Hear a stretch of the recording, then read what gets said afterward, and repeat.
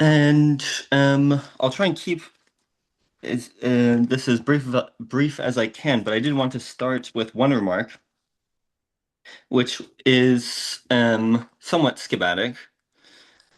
I think that psychoanalysis appeals, uh, moves us or moves to us as in those who have grown up or been immersed for whatever period of time or in whatever to whatever degree of intensity on the internet, because the internet is it's not the unconscious, but it is something like a name for the unconscious, and every human being that appears there takes the form of signifier on the loose, as would be the case in the unconscious, but it's not identical.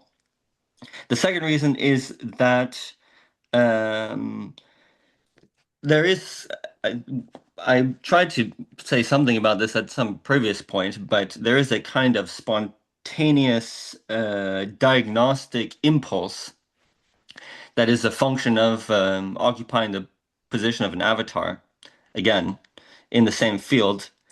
And so whatever I see across from me can is well, you have an irreducible dialectic between avatars that are, on the one hand, supposed to be interchangeable, but also are marked with a unary trait. So it's a field of identifications and differentiations that begs the question or asks for cataloging, taxonomizing, diagnosing. Um, and the third reason is that psychoanalysis as a discourse, in contrast to philosophy, theology, even, though for different reasons, sociology, even, psychology, certainly, anthropology, etc., etc. Psychoanalysis lacks, it can be as dogmatic as anything else, but it lacks a certain kind of dogmatic interiority, any kind of feeling of self-justification, because it has been, in its history, subsumed under or passed by through the triumph of psychology as an academic and industrial discipline. So, in other words, there's something always exotic about it, and it can never really take center stage.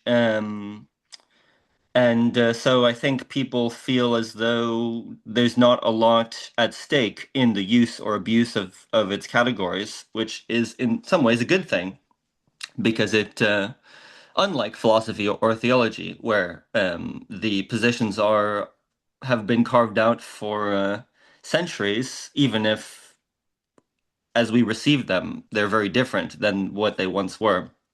Still, that um, gravity of tradition does not really seem to touch us. So that's why some basic reasons why I think it's motivating, it's moving, but at the same time, and maybe correlated with those reasons, it is equally extremely difficult to, for lack of better words, internalize, because first, the internet is not, it's not the unconscious. It is a name for it, and it's a kind of collective acting out, though what that category means is subject to dispute and is a central term of this seminar, but later on. Um, Everyone is has experiences the centrality of their own discourse at the same time as it's decentering. Yeah. And so we're under the illusion that we have grasped the thing, the a chain of signification that we're constantly coming up and going below. But so some distance is very difficult to achieve uh, Yeah. Yeah. in it. The second reason is, and this is Kierkegaardianism, but in the a part of the concept of anxiety that we didn't get to, but where he brings up the concept of the demonic. He says that the demonic is the same thing as irony, more or less. It is an enclosing reserve. It is a performance of a kind of impenetrable interiority. Um, and for similar reasons as what was just said, this is the condition of everyone who feigns to be an individual on the internet. We inevitably overact our own individuality and believe too much in the overacting of others.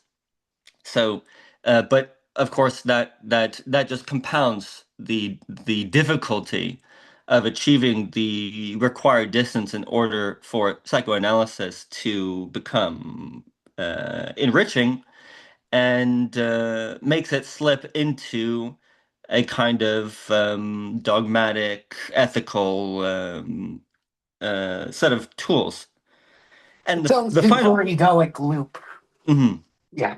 And the final reason, which is maybe the simplest, but also the most difficult, is that the internet is presided over by an operative negation on the possibility of touch.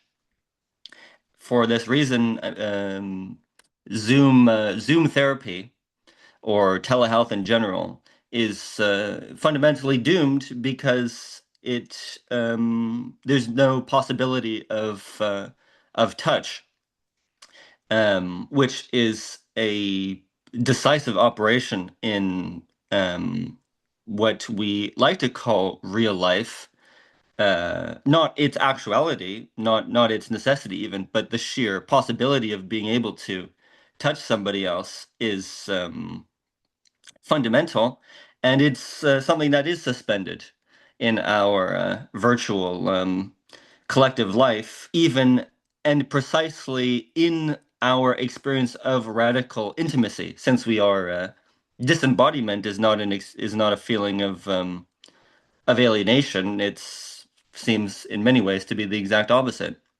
But that we lack the possibility even to touch one another um, means that, very nicely put, that we are kind of thrown back on interminable reflective rationality that can never find its its singular ground.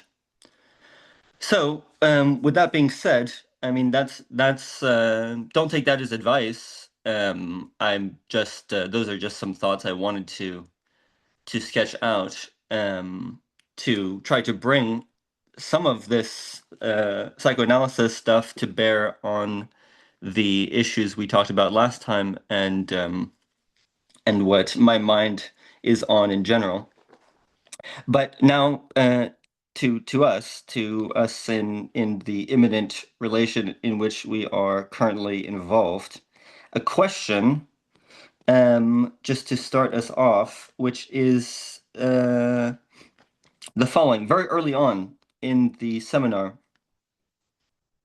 he speaks about the difference between sparing myself and sparing somebody else. I'm just going to read. I mean, my question is basically what is the difference between those two things? But at the end of page 6, he says uh, that he's referring to this graph, which we will say something about, but doesn't need to be immediately or in any great detail.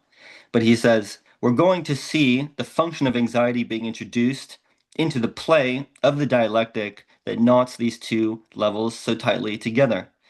Not that this function is in itself the mainspring thereof, but it's what allows us to orient ourselves here in keeping with the moments at which it appears. So it is therefore that the question I've posed as to your relation as analyst to anxiety leaves this other question in abeyance.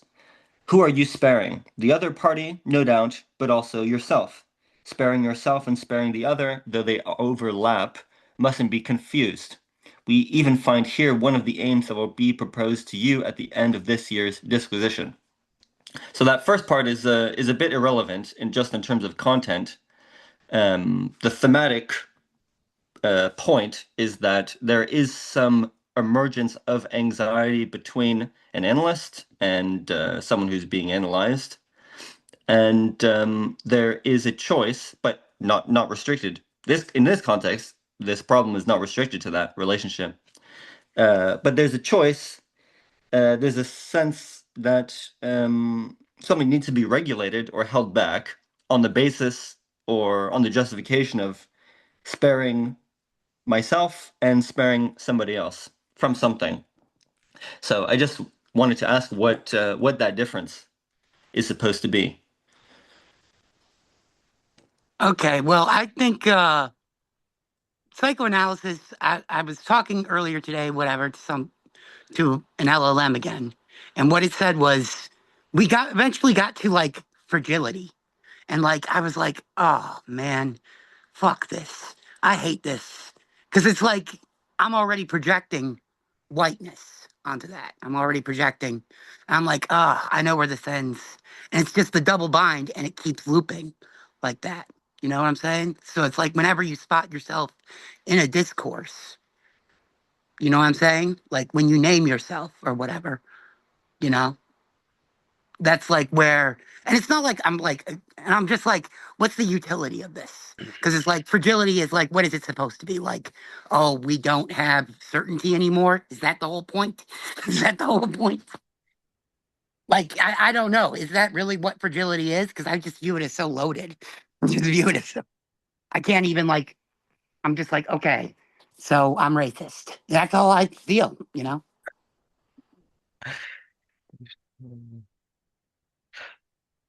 Um, I did have trouble interpreting this page only because he like brings up twice earlier like the two stories, but he doesn't really explain what those stories are. So I'm sure he's like referring to something he had spoken about in the past, but It's the I'm two sure it stories must be. of this. You have this story here and this story Mhm. here. Okay. Not that that necessarily helps, but that is the referent. Let's see. Um,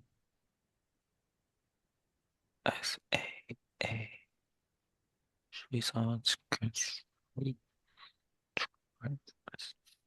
Hmm. I mean that portion is I mean it could be helpful, but I mean this comment about fragility maybe is in some elliptical way more towards the point, which is I mean what would be an example in which I stop myself from doing something on uh the and I justify stopping doing something to myself on the basis of wanting to spare someone else the trouble, say.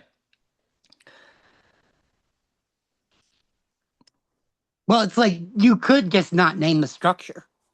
You know what I'm saying? Because it's like, ugh, the structure, and it's like, ugh, people just know what that is. And it's like, you know, it's like, why did it tell me that this is what I'm circling as an issue? Why did it tell me Oh, that hmm. I'm, You know, then it might be sort of the reflections I was having like near the end of the third uh chapter, I guess like third lecture in this series, where when uh, it might take a little bit to explain, but Mhm. I was sort of thinking in the context of those two formulas he puts forward, which I guess like the first one is kind of this Hegelian formula of recognition, Mhm. um, and the second being this formula um, of the specular image, where I think what he's trying to say with when he's talking about like what is this? D as like a function of A is like D as a function of like big A, which is less than small a. Like the way I was like interpreting that is kind of like almost like a story or explanation of this feeling of disgust or disquiet, which it's sort of like it might sort of feel like the uncanny, but it isn't only because it's being produced by, I think, what turns out to be like maybe like a second subject, because you're sort of presuming that like someone else in the social field is like looking at your desire and is making some sort of judgment towards it. Whereas Lacan's whole point is that all that movement is happening within you almost as like a closed system where so it might not even be like I don't even think like necessarily the concept of like introjecting someone else as the other is really even like a thing he touches upon at all. It's almost like entirely internal through lack. Like there isn't a second subject, there isn't a second S. There is just that one S in like that diagram he's drawing near the end. So the second sort of formula is speaking to the fact that that sort of second pair of eyes you're imagining really isn't a something or someone. It's nothing. It's lack. It's not known. So then once we get at the end where he's finally starting to get closer to what he really thinks anxiety is, what was it? I like wrote down a bunch. Where was it? It was yeah. So like to get into the weeds, the way I was kind of reading that diagram he has with like the 180-degree mirror, um, he like brings up the hypothetical that if as the subject were on the other side where like the imaginary is, it could reach towards that like virtual, it could reach towards that virtual object, but since it's on that other side, it's a virtual object, like the object of desire isn't there, so it can't actually reach out and grab it and touch it, which I think is like a very, it's kind of complicated, but as he was leading it through, it really made a lot of sense in just like the experience of anxiety I get when I'm trying to take an action that is moving towards my desire, where once you're kind of faced with the thing in front of you, and I think this is why he's sort of gesturing towards the uncanny at the end, where it's like this thing I thought was there appears to me to not be what I wanted at all, actually, and that disturbs me. And it's even safer to keep things at a distance than to kind of have to keep confronting that lack as you're moving towards desire. But that's all to say, I think in this sort of formulation, how other people would factor into this is, I think, if you can't really be there, and if no one can really be there on that side of the imaginary, um, if you're kind of grasping blindly towards lack, then I think that might sort of lead the formulation of trusting someone else to kind of be your eyes for you. So instead of kind of going off a sense of this sort of like generalized recognition and like a larger sociality, it really is asking for something. And I think that's kind of what like S bar is really getting at in some way of like deciding that you need to like actually rely on something outside of yourself even more than just kind of interjecting in like an anthropology or like a psychology or like a sociology into yourself or whatever. And that might be the thing you want to spare someone from, of like genuinely asking, Yes. like, can you be something for me? Instead of just like a series of dogmas or discourses or kind of reheated concepts from the past. So that's like a very long-winded way, I guess that's just like going through the whole thing, trying to explain that on page 6. No, that's very good. And I have a thought that could potentially bring together these two comments, but before that, I'll if anyone else wanted to say something, please do.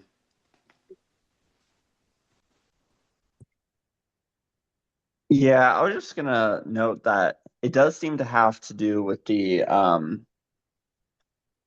like big paragraph towards the top of page 6, that ends with what does he want concerning this place of the ego? Hmm. Because it's contrasting two questions of what does the other want with me, which is rephrased as how does he want me, but then also what does he want concerning this place of the ego. So it's like, I think what's being contrasted is like the unified vision of the subject versus the divided subject, and the fact that the desire of the other might have to do with maybe one part of me and not another part of me.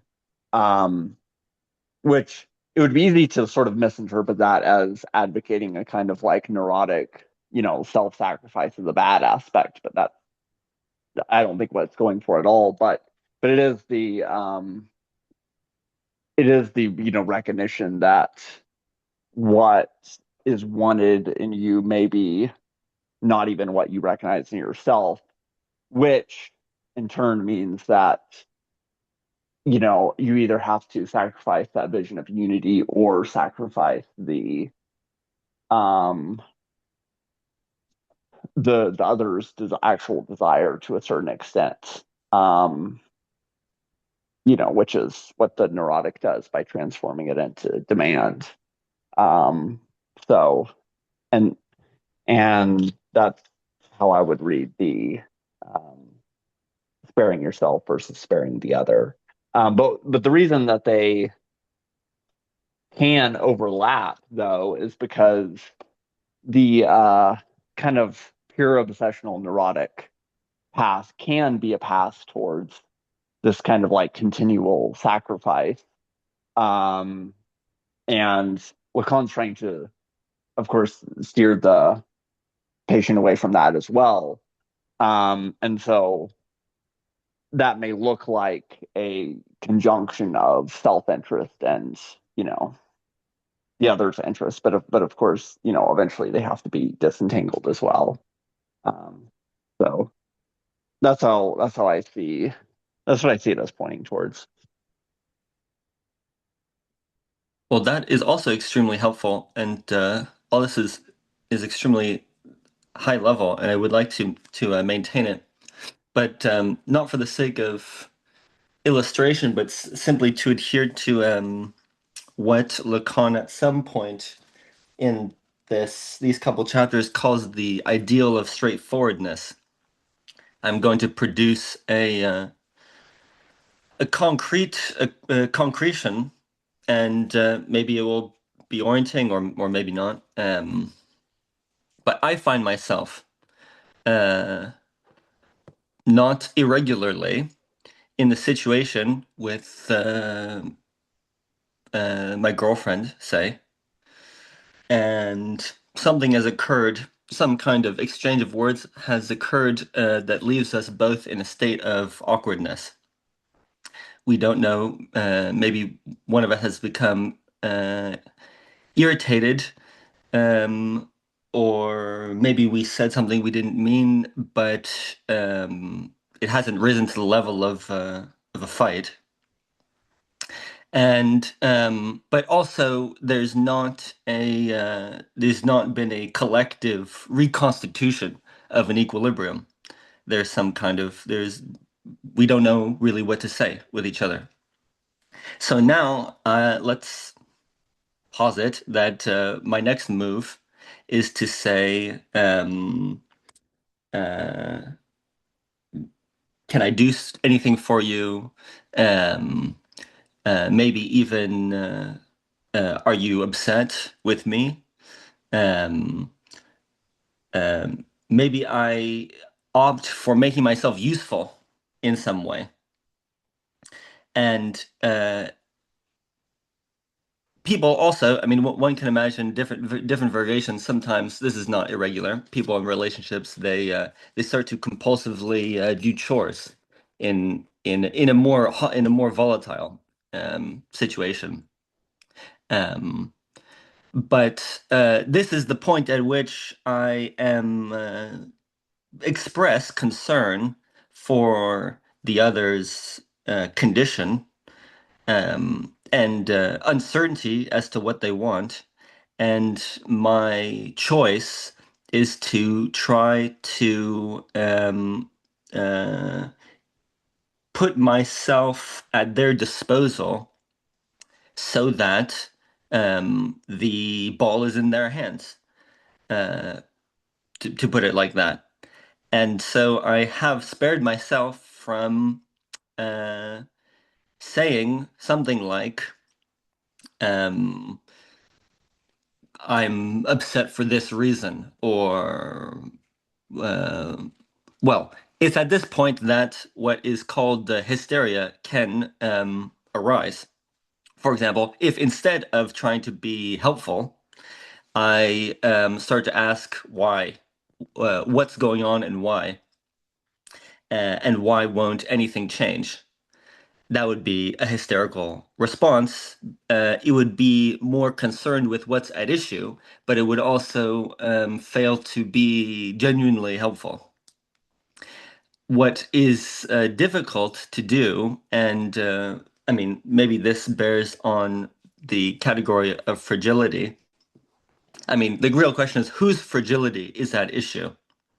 If I suddenly if I, in response to anxiety, and that is basically what we're dealing with here, this kind of suspension where uh, the rhythm of the rhythm and the pace that has at some previous point been achieving its progression has suddenly, for whatever reason, been stopped, inhibited, impeded, and we become embarrassed and are looking to hide behind something, looking to furnish some kind of reason to meet, to transform this anxiety about what the other person wants into a demand that I can fulfill to. Uh, um, Fill out, or not fill out, but color in some of Jorge's comments about why, in what sense, neurosis reduces a question of desire into demand. Um, there, I mean, in some sense, there really is no right answer in such a situation, except, and now to add some, apply X's one of your concluding comments about handing myself over uh, in the form of a request for dependence um, would be is the only way to traverse this difficult terrain in any situation in which anxiety becomes uh, this catastrophe, which he says is characteristic of it, but not exhaustive. Um, I think maybe the use of this example or other examples like it could be to, besides just kind of repeating what has already been said, could be to try to help to differentiate these levels on this um let's see here on this graph, which is I mean there are these different figures which we should um examine, and especially I also want to uh, examine some of the things he says about Heidegger and Sartre and this business about care, which I'm sure Amakai will have something to say about. But since it's thematically relevant on uh, fragility in the sense in which Mr. Steve was describing it, is a difficult concept as it's been implied, since it involves guilt for an inhibition, guilt for a failure to act decisively. Um, but so fragility is basically equivocating between inhibition and impediment. On the one hand, fragility is something is stopping what should happen. That's why inhibition is we when we speak about inhibition, we are inhibited. When the patient speaks about what they can't do, uh, what they feel is being what's stopping them, they are themselves stopping themselves from thematizing what is actually at issue because they're focused on their sense of not being able to achieve what it is that they want. They rise to the level of the symptom once you say, uh, once they try to inquire into the obstacle as an object. Fragility, because it plays with the operation of guilt, just kind of flits between these two categories. On the one hand, it's something that is a subjective frustration, a subjective blockage. On the other hand, like when we attach adjectives to it, like white or, I mean, whatever else, it's an object that only lies on the side of another who, if they were more committed, more stronger in some sense, then it could be overcome. But by virtue of some kind of illusory investment, it is constituted as an object. But the point, I I think, of mean, I having don't these, think it can be overcome.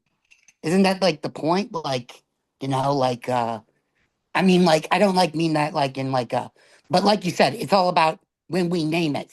That's when, fragility becomes whatever this like thing or whatever that loops back into itself or whatever. But it's like, let's see, what was it? What made me think about what was I but like, I mean, isn't that like what like fragility is? Like, I will never have certainty or whatever. Is that it? well, just as to be as vulgar and as simple as possible, when I have heard that term employed, it means something like someone who can't handle the truth. You can't handle the truth. That seems like Yeah, what. yeah. So, if anything, it implies a much more internally consistent, even exaggeratedly consistent idea of certainty, because it means that, well, if you have crossed the threshold, say if you have lived through some sort of defining historically, socially, individually experience of suffering, defining experience of suffering, then you would be able to handle the truth. But because you haven't, you are inhibited from it. But that's an impediment at the level of history, say. But the distinction between levels there is not actually being drawn by the term. That's what makes it sort of not useful. Yeah, yeah, yeah. It's only once, it becomes particular. Yeah. So, I mean, uh, Once it gains an ontological dimension, that's when it, becomes like, because I was talking about, I don't know, what was I talking about? I was talking about it and I was like, um, man, I cannot remember. It doesn't matter. But I was like, oh man, all I remember is they were like saying, I don't know. Now you're being impeded by your microphone.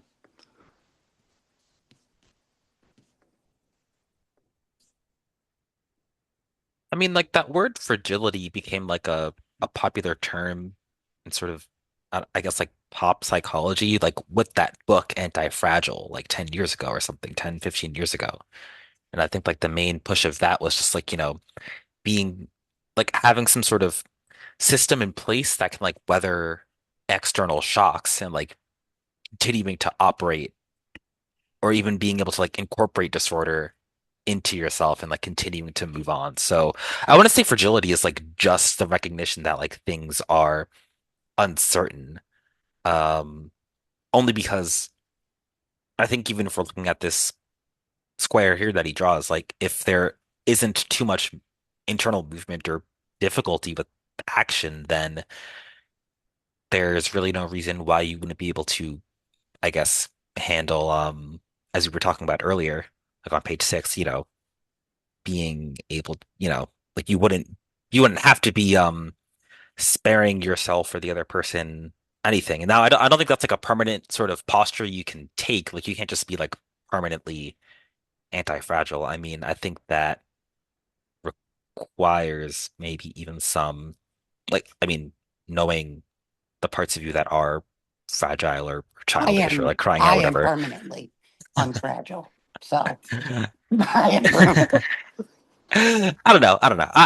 I'm not really No, thinking I about get what you're that too saying, much. but it's But like I mean, yeah, I think that's sort of like uh, what the term might have meant originally is like doubt. When do you doubt things? When do you doubt that your way of life is the best way of living?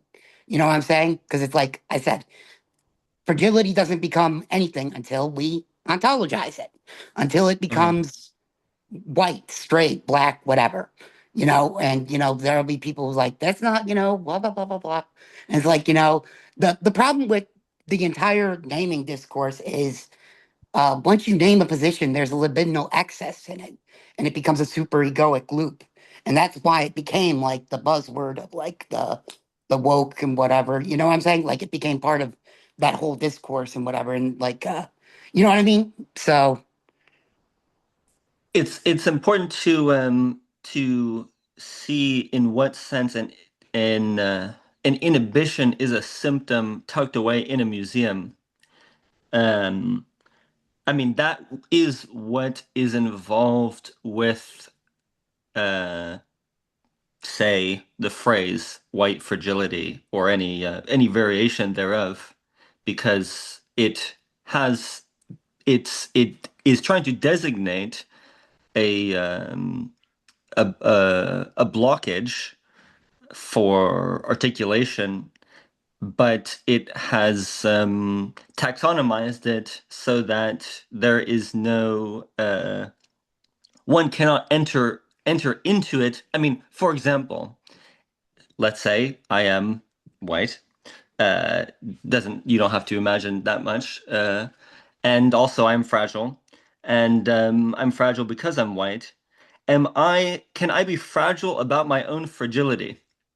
Can I be in a state of emotional disorientation because I want to do something with this condition? In fact, that's the only thing that is actually derived from that Right. category of white fragility. There is no such thing as I mean, that's the only thing that makes up the content of that category is my struggle with it as a symptom. So the ontological form of fragility is what is on display in the museum. That's what the psychological depiction always is.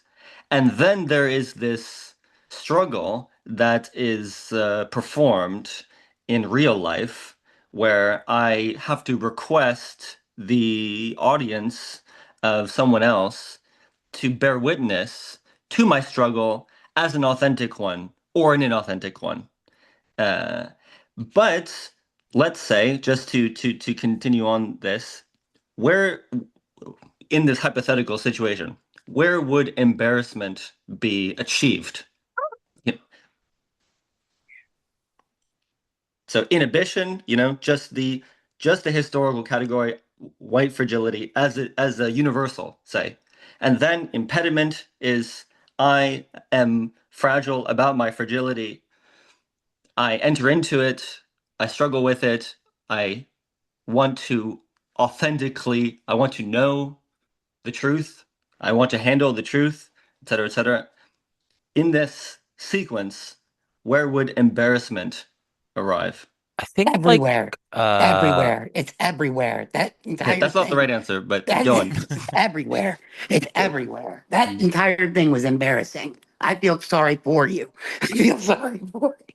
I think Ah, the embarrassment might sort of be almost like putting it to the side, but without being able to forget it. Like it just becomes this ever-present sort of feeling that you can't that you can like no longer do anything with. Mhm. Um, yeah, that's how I kind of read it. Like it just becomes this permanent structure, just like permanent structure that's like that's always in your way. Um, right, because you're talking about like being fragile about your fragility, and then once that becomes concrete enough and you can't really do anything else with it, it might, it might be sort of operating in the foreground, but well, I mean, when he's talking about like embarrassment is the subject decked out with the bar, which I thought was interesting. I was trying to like figure out how that ties in later. Maybe there's something to the effect of like that sort of dependence is always potentially a side of like embarrassment, which I think does make a lot of sense when you sort of think it through. But yeah, If yeah, there is one sin, say, that could be that I could identify in what the cultural amalgamation of woke, it's that embarrassment seems to be prohibited. There is there's no shield that's offered to someone who, in the struggle against the symptom, uh, they can hide behind. They can acquire some support. In fact, I mean, it's rather the other way around, that the only possible outlet in this hypothetical scenario is just maximizing exposure to um, the necessity of authentication of the encounter. right. Exposure Um, was the word I was like just about to say. Yeah, like it's yeah. either total exposure or, and when you're like kind of faced with that, then the only other option is like completely checking out. Um, Mhm. if you want to survive. I would say that embarrassment is always about it's written all over my face, or really as a question, is it written all over my face? Like that's the uh, the problem of embarrassment, perhaps. At least in one of it, to the extent that it's said in many ways, at least that's one way it is said. But uh, to the extent that woke is one species of politicization of daily life, what that involves is a certain hermeneutics of faces, and so the conversation gets it's is it written all over your face or not? That becomes an actual stake somehow. That I'm not sure how it plays out, but to me that seems like what exacerbates the the well the what infuriates in the situation. I mean, without that moment of uh, needing to have something to hide behind, there is no. I mean, Mr. Steve said that the whole sequence is embarrassing. One gets secondhand embarrassment from watching it occur, and in some sense, that is describing something true. But I think the point is that within the dynamic, there is only a kind of heroic struggle, and I can never really ask. It's very difficult, at least, to ask myself the question: is everyone seeing the fact that I have no idea what to do?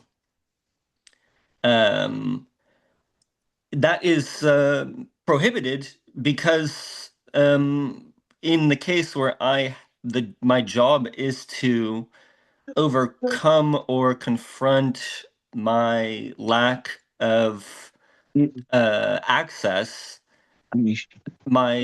my job is always very clear, which is to defer to the uh, uh, discourse that reigns over and furnishes the terms that will fit into all of the correct that will make everyone who appears in the ritual express a certain constellation of terms in a body of knowledge.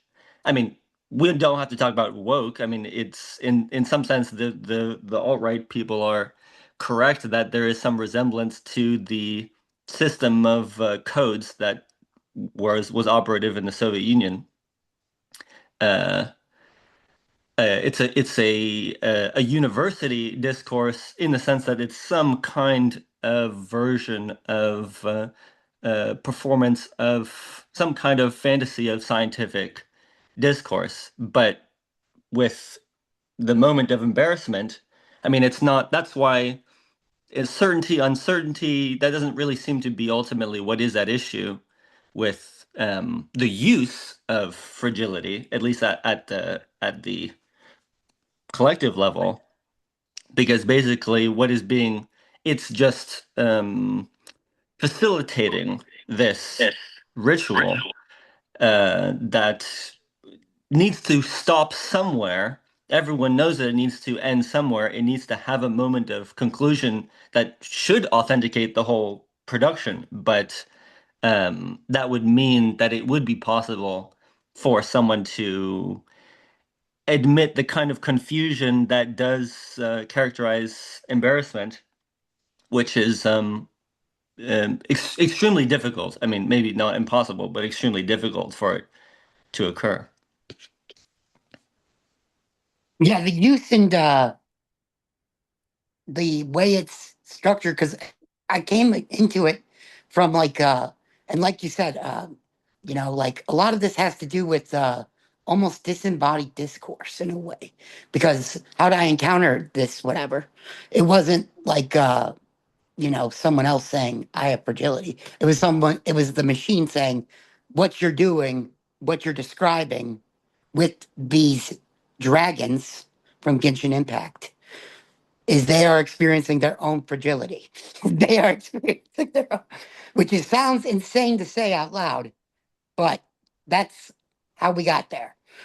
That's how we got, because the dragons lost their place of being like they were like the world was theirs or whatever.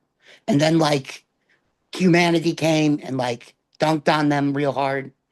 And basically dragons were still around, but they were like, they were like sort of like whites nowadays, where it's like they're like they want this wholeness back, but they can't get it back. But they want it back. You know what I'm saying? Not it isn't irrelevant because I mean, in some kind of fantastical way, the Genshin problem does stage, at least so far as I understand it. There's the lore about the historical catastrophe, and then there is this kind of anarchic condition, which is what the gameplay is. It's not a story of putting history back on track, I guess, but people necessarily enter into that discourse uh, as a function of the anarchy, and so I think it's worthwhile bearing on the question why. I mean, so Lacan says what Sartre is concerned with is re uh, reconstituting history in its full dimension. And he kind of, I guess, the methodological tactic he takes, or his guiding light, rather, is this term seriousness. Uh, what is really at issue in history, in theorizing history, and then there's also care, which just to flesh it out slightly more, where does right, he says about Heidegger, from whom we know this term care is emerging. Um, First, he says about Heidegger that he's I mean, he's standing for the question, will psychoanalysis measure up to what the philosophy of the Dasein makes of anxiety? And that so this is a question maybe for Amichai or anyone else with any investment in Heidegger, but he says something that is relatively straightforward, but I hadn't it hadn't occurred to me before that Heidegger does not lead his inquiry, as in the term that is supposed to draw out the reader to follow Dasein in its world, is not anxiety but care. And then anxiety is some sort of happened upon as as a clue to the fundamental task of history and action for Dasein. But the reference of his questioning is this live reference, care, um, and not anxiety. And Lacan puts care and Sartre's seriousness at the level of an inhibition of something that uh, stops us. But in stopping us allows us to discern our options for action. I wonder if anyone had any ideas about this. Right. On the topic of seriousness, I mean, I think what he was getting at in reference to the Sartre that we had read was just that for Sartre, I mean, he's thinking kind of, I'm thinking back again to when he has that point about, the only thing that's like meaningfully doubled in the social field is meaning, but we're still operating on the same level of praxis. So like seriousness is sort of what happens when both of you are able to recognize your, and maybe in his case, kind of material desire and kind of get over yourself and just work together on doing the thing that should be happening, if the dialectic is operating properly. But that wouldn't really make any sense in a Lacanian framework only because what you want is lack. It's not there.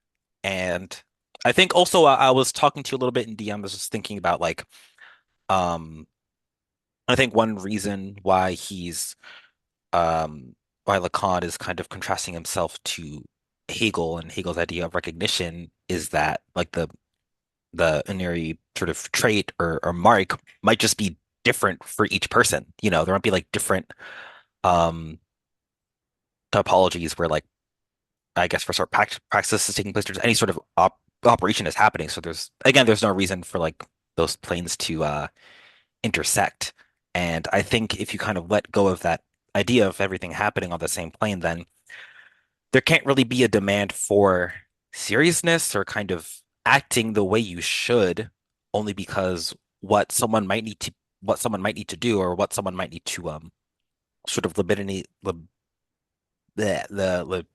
invest in might, from your view, kind of be silly or like irrelevant or just literally, I think the word might just be like silly. Like, I think you can kind of get attached to like silly, random things that just sort of form that mark, something that you realize, oh shit, this is like signifying something to me. Fuck.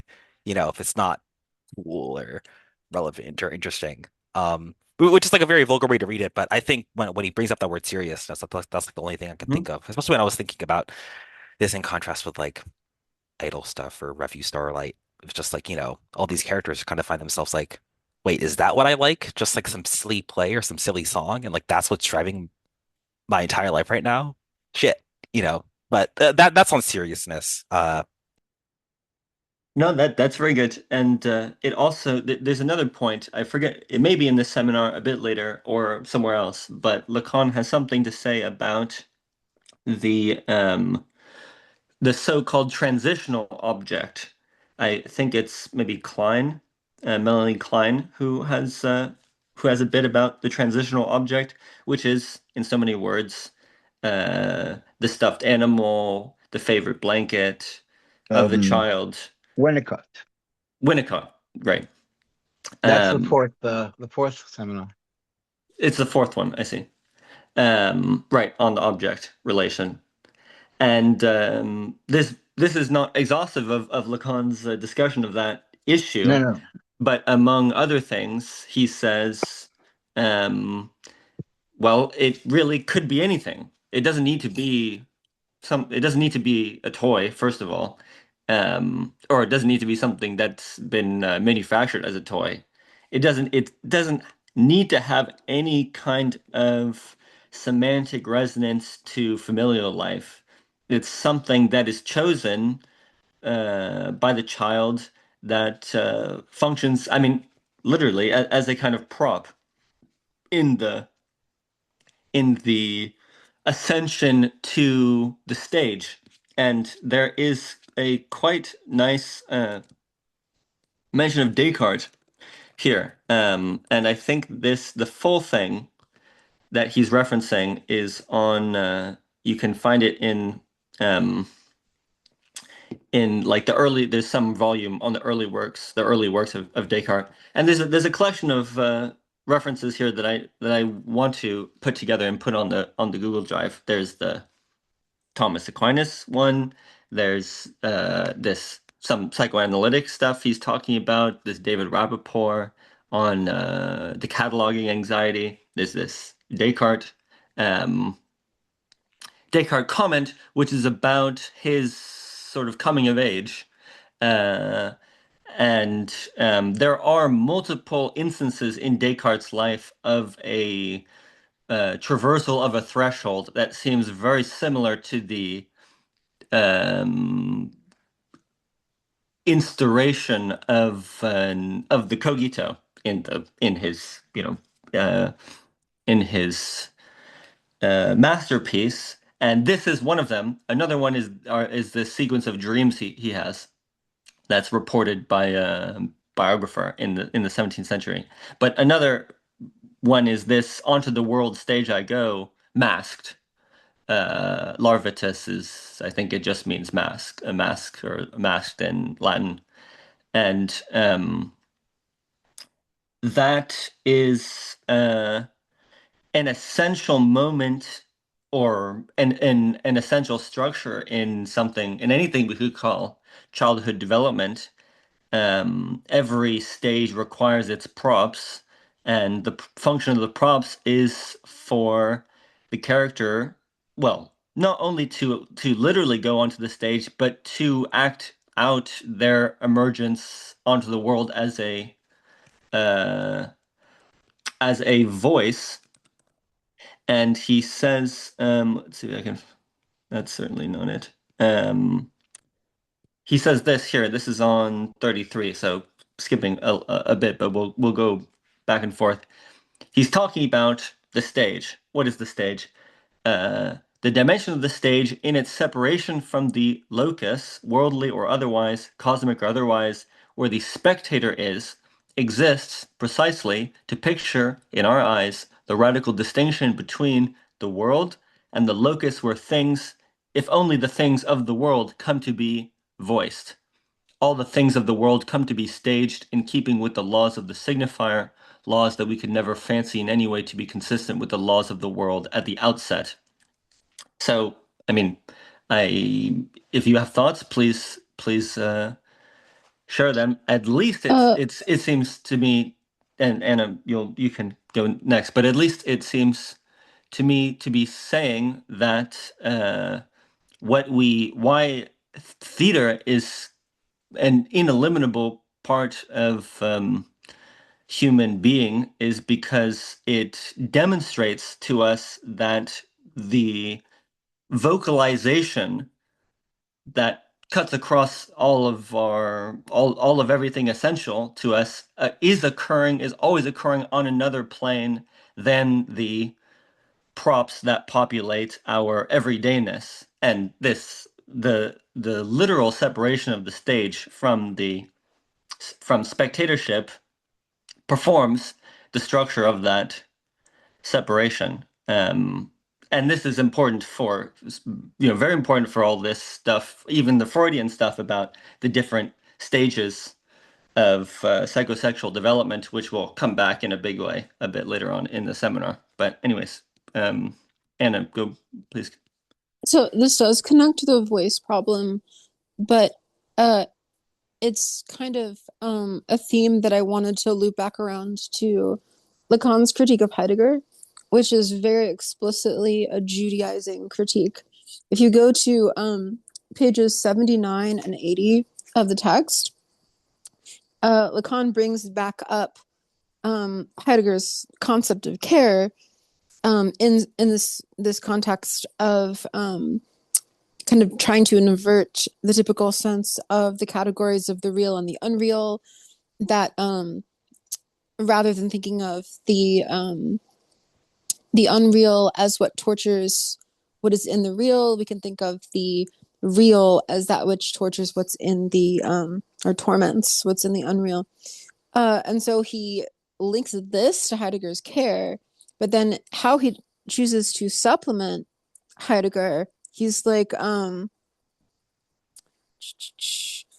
but then I prefer learning this from a holy book, which is at the same time the most sacrilegious book there is, and which is called Ecclesiastes.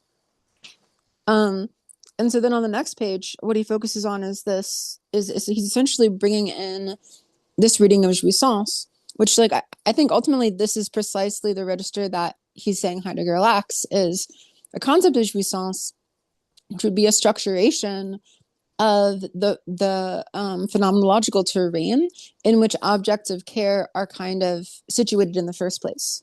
So you can also see this in terms of the anxiety-fear contrast, why care is ultimately more important for Heidegger's framework than anxiety, and why for Lacan anxiety leads out to something farther than care, is because ultimately care is organized around there being objects to care for in terms of functionally some kind of phenomenological intentionality, and that is treated as kind of the base layer of being for Heidegger.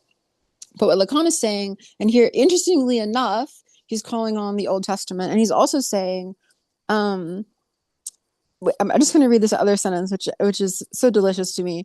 Can I find this?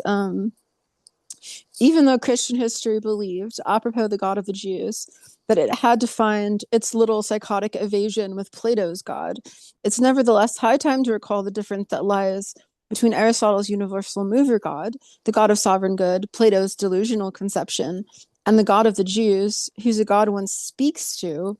This brings us back to the voice. A God who asks something of you, and who, in Ecclesiastes, gives you the order jouir, which really crowns it all.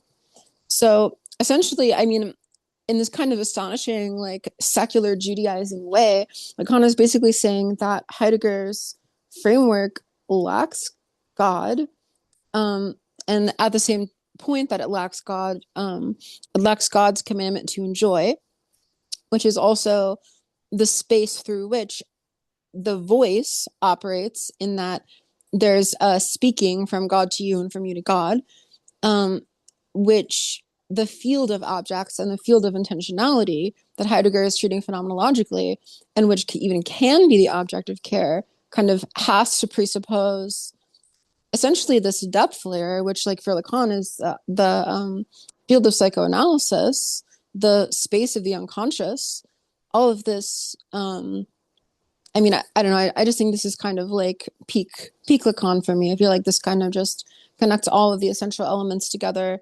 And anyway, I'm curious though, Virgil, in terms of the way that I guess you specifically would connect this back to what he says about the voice, and also, frankly, like the graph of desire.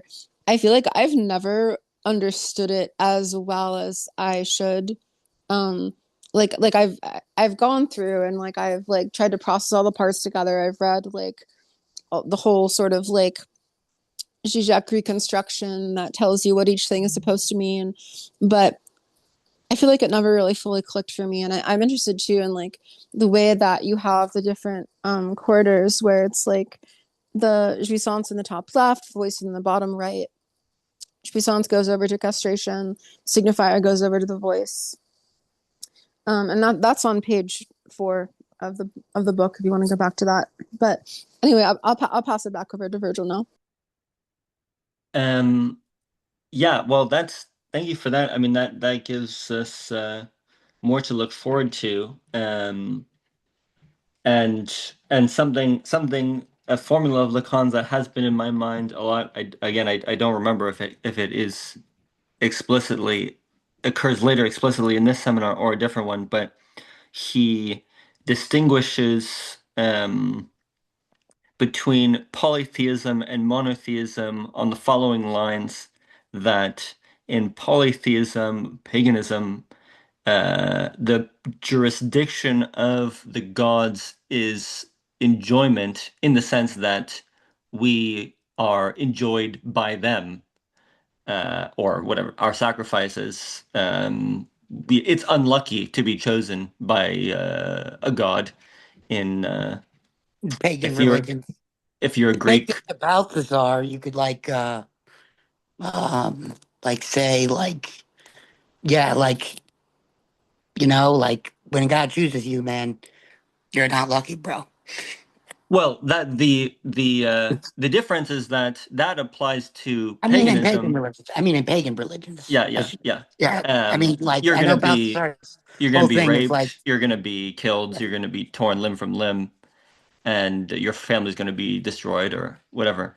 But in for monotheism, it's God's desire, which is primary, what he wants, which is indeed the defining drama of the Old Testament. It's not always clear what he wants, but through the covenant, there is the possibility of some kind of mediation, and that's also why divine wrath is so fundamental, because it's what enables some kind of access point, or at least one access point. And it's just occurring to me now that the relation between divine wrath, and God's desire, maybe there is something useful here um, to do with this St. Thomas bit that he mentions, where in Thomas's discussion is I mean it's a disputatio where every you can he says, in the dialectic of concupiscence there is always a point of emergence of the irascible, wrath or anger.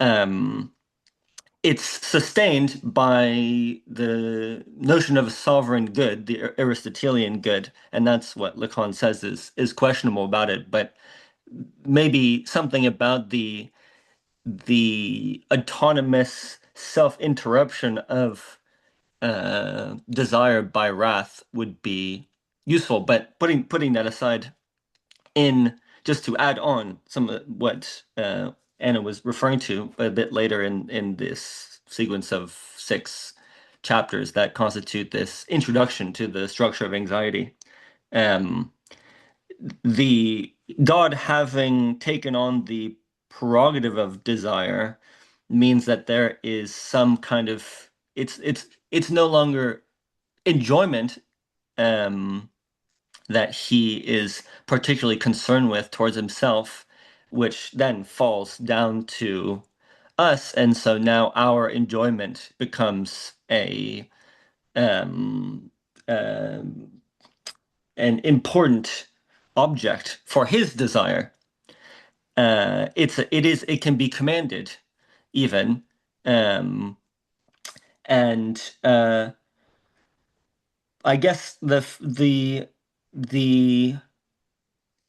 I mean, there's several dimensions. There's just, I mean, the portion that I read a little bit about the voice and the stage is that staging, the experience of staging, getting on the stage, the theater that is present in even in children, um, the sense of spectatorship is a kind of initiation into the problem of the voice, and how vocalization sustains or guides. I mean, uh, it's supposed to, it seems like in many ways it's supposed to be maybe not replacing, but at least over determining what the superego is in Freud, which is supposed to be in Freud a prohibitory dis a function of discipline and punishment.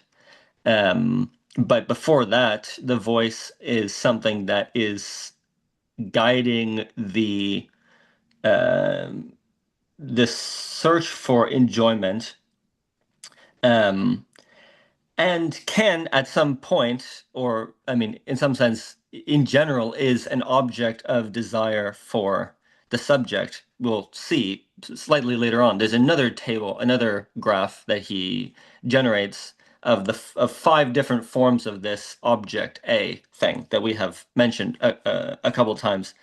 Um, the object A is, I mean, I it's probably not the most helpful. I mean, Anna mentioned that there's plenty of people who are occupy their time with defining the terms. I never really think it's always seems more helpful to try to recreate situations or conflicts that make the terms necessary to appeal to. But at least it is. I mean, if the hypothesis holds in all of its natural sense that the our desire is the other's desire, there is an object that the other desires that we desire because they do, just to put it in the simplest possible way. And that object is this A thing. It is at once what the other desires, and also it is a point of access to their desire.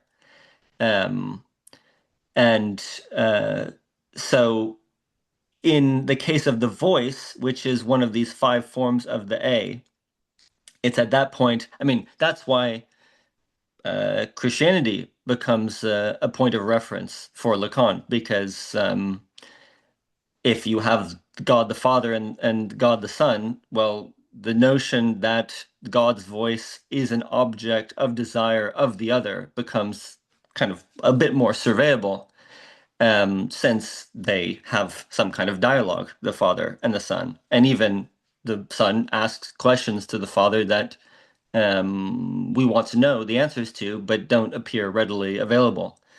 Um, so, but yeah, as to the this graph thing, um, I think maybe the only thing that I would want to say now, I mean, I'm also not its its holistic meaning is not imminently available to me, at least to just represent, but at least we can say that we have the um, level of signification of I guess language in general, and but signification has a dimension of actualization as well, which is what you get with the voice, and those are different, um, and it proceeds in that direction. You have in the middle, and this is more immediately relevant to what he was talking about when he says that anxiety is lodged between these two stories. And the stories are the signifier to the voice and jouissance to castration. You see, in between those two stories, there's this backwards arrow that is in other depictions of the graph, it is supposed to represent, I guess that would be the right word, represent a question, a questioning, which is the what do you know, que voy, what do you, well, as Jorge said very nicely, not only, or as he recapitulated, it's not only what would you do, how do you want me, what does the other want with me, um, so that would be this a back to signification, from the point at which the other is a source of articulation. I am in asking the question, what do you want with me? What would the other, how would they have me? I am basically trying to inquire into the deep structure of the other's desire, which can never really be psychologically mediated. I mean, again, just to be as vulgar as possible, no matter what I know about the personal history of someone who is I'm face to face with, I can never achieve the kind of certainty that I'd want. Um, and I mean, I think the fact that our parental relationships are often the most tumultuous, despite our intimacy and our knowledge of their personal history, is kind of to the point that psychology fails uh, at this question, which is, how are what is the world that they are generating such that I find myself in the place of being of use to them, or serving some function in their desire. They're Right. And really, yeah, yeah, even please. with that what you just said, why did I just immediately forget the sentence you just said? World, what was it? I mean, just regarding whatever you said, I mean that's like literally what staging is like displaying what the world is for you and opening it up to perception for other people. Um, I mean, really it I think it would help out a lot of sort of parent-child relationships if people were more willing to stage how they see the world than rather than trying to sort of talk past each other without actually mediating that in the first place by recognizing that, there's a certain way that I see things and you might see them differently than kind of almost, kind of giving advice or commands or, you know, even praise and approval where it's like you're kind of unsure how they see things or how things sort of operate in like the total field or whatever. So sorry, I just wanted to Yeah. interject about that. No, Yeah. no, no, no. It's very true. And the tragedy of parenthood is that, well, you are faced with a kind of anxiety that you can't be transparent about how you are constructing the world in which the child has its place, because in some sense, to be a parent means to take the world at face value and localize all contingency in the dynamic of the family. That the family really is a kind of enclave that can survive the world as it is. And this is why parenting is different than teaching, although they obviously can overlap, because in teaching you are required to perform that sort of transparency. Of course, not all teachers do, and but I mean, the more you're able to display the artificiality of the subject's location in the staging of the world in which they inhabit, the more they're able, the subject, the child, the student, whatever, the more they are able to run up against the more important question, which is, what does he want concerning this place of the ego? What is the value of the locus in the this cosmos, or this world?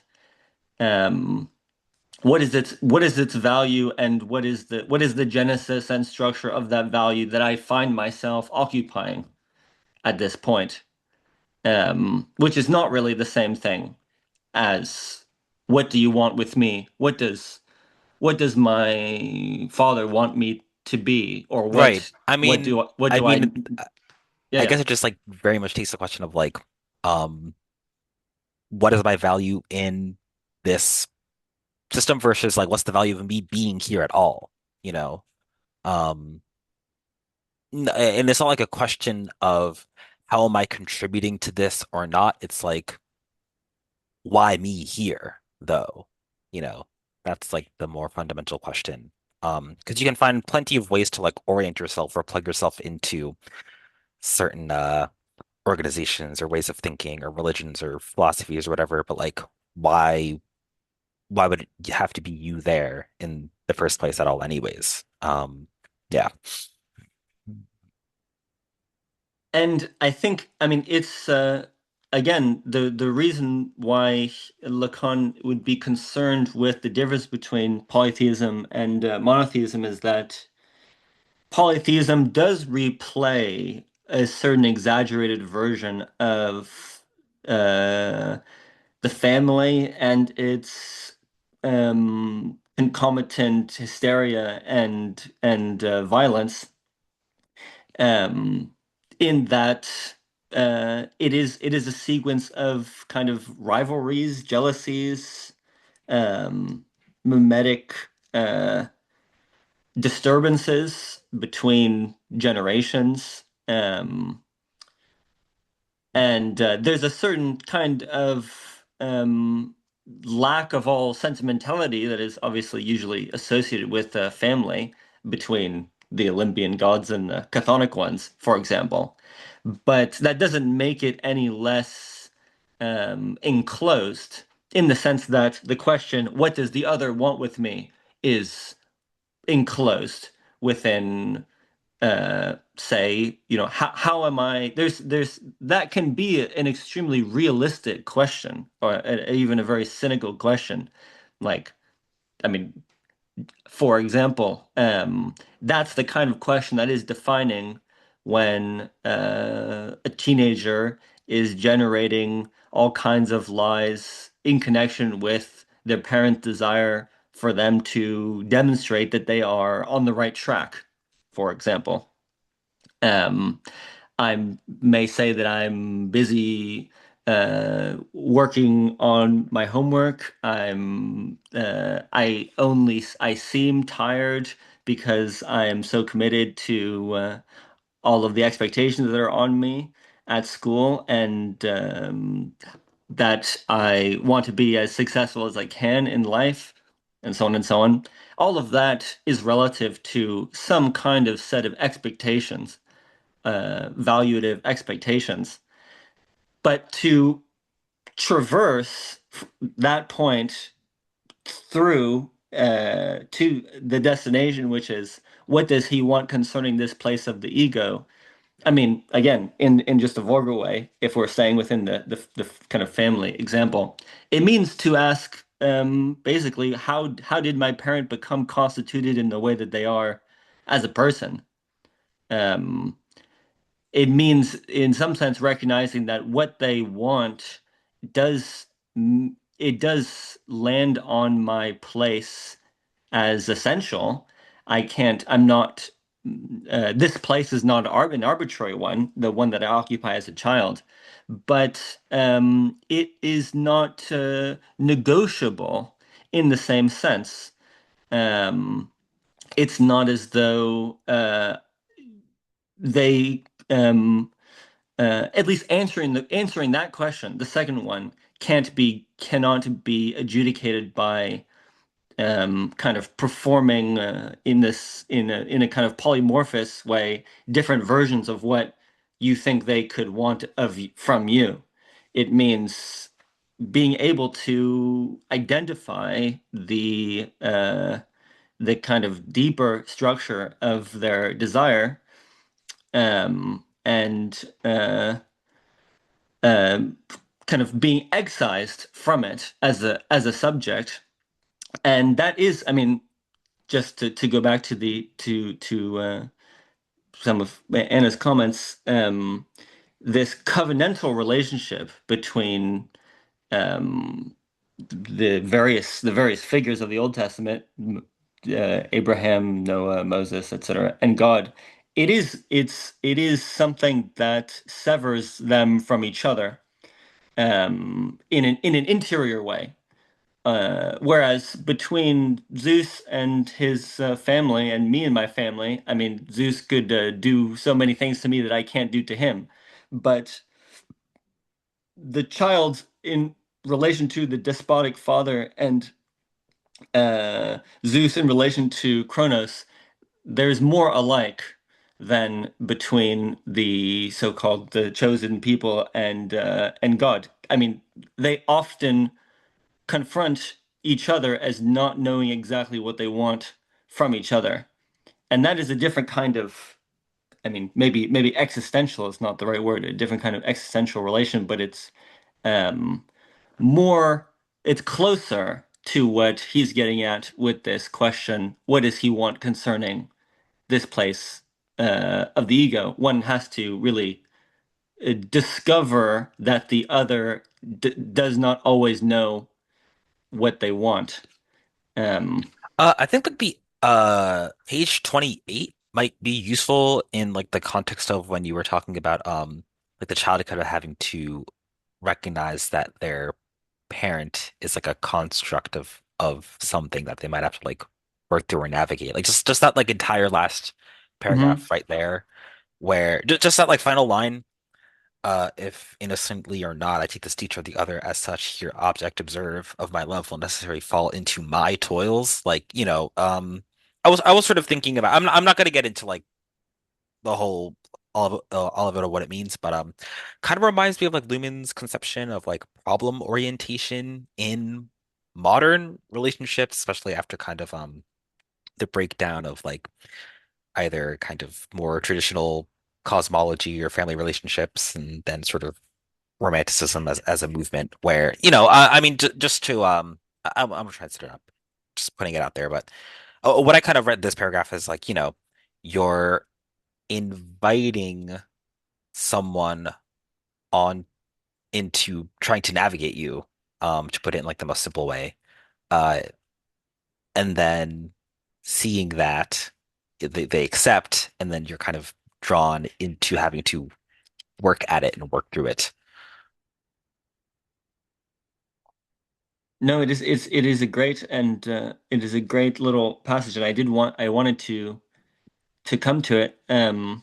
I mean, I like that formula of being being a spectator to someone else's adventure in trying to figure you out um is is both disturbing and also necessary in every relationship of desire, maybe just to structure that essential truth, this difference that he points out between I love you even if you don't want me to, and I desire you even if I know it not. Well, I mean, what is the difference? What is supposed to be the difference between those two things? A question for anyone.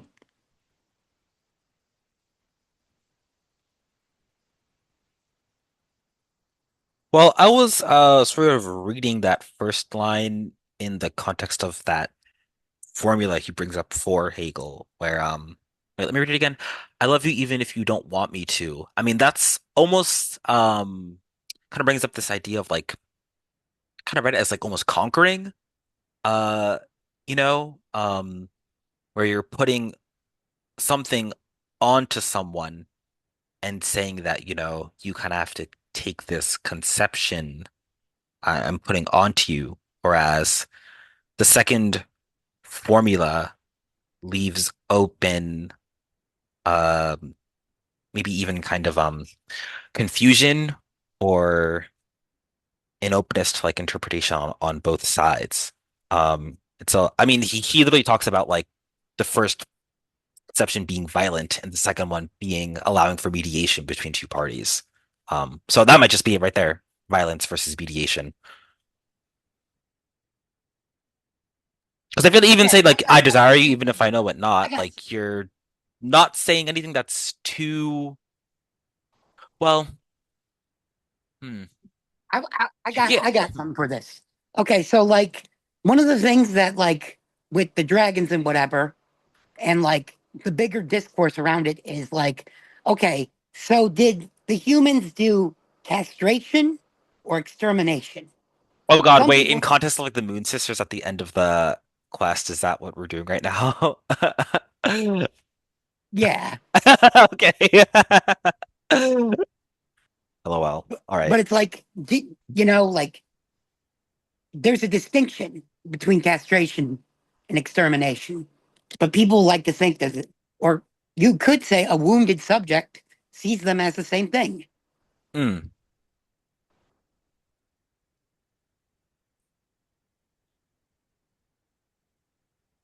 Wait, flesh that out just like a little bit more. Um, Okay. Castration is the law. Castration is you're no longer allowed to just do whatever you want.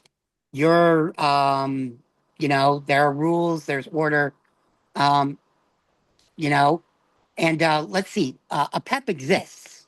You know who a PEP is, right? yeah, The yeah, sovereign. the Shaman Yeah. and Sumeru, yeah, yeah. So they're not doing genocide. Like I see a lot of people saying they are, saying maybe like they probably did kill a few of them who rebelled. I don't know what happened. The thing is, we don't know everything either.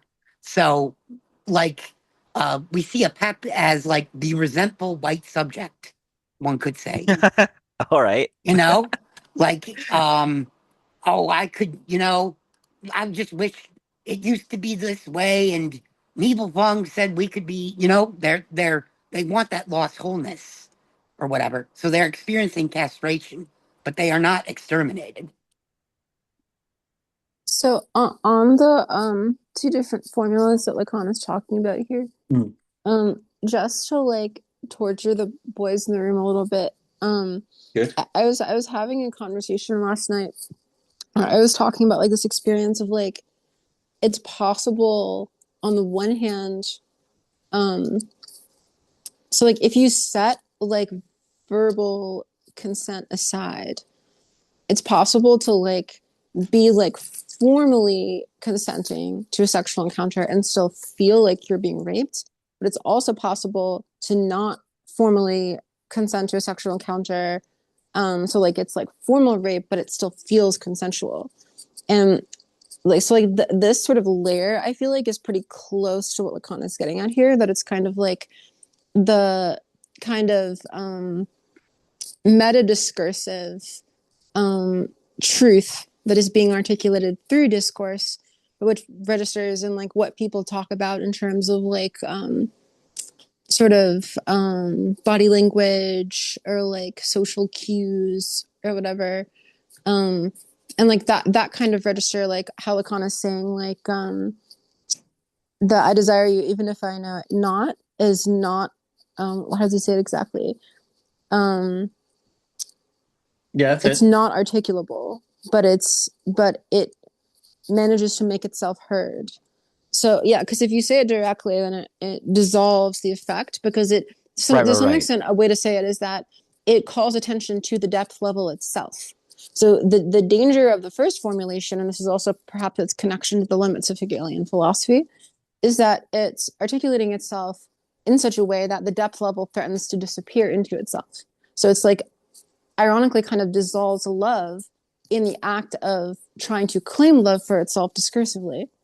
Whereas the sort of situation of a split desire within the self kind of plunges one into love, because it kind of recognizes the impossibility of submitting love to discursive intentionality, which comes back to the Heidegger theme that I was talking about earlier. But hopefully that helps a little bit.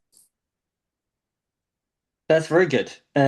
That's I was actually well, if I could just ask one more question. I mean, you brought it up.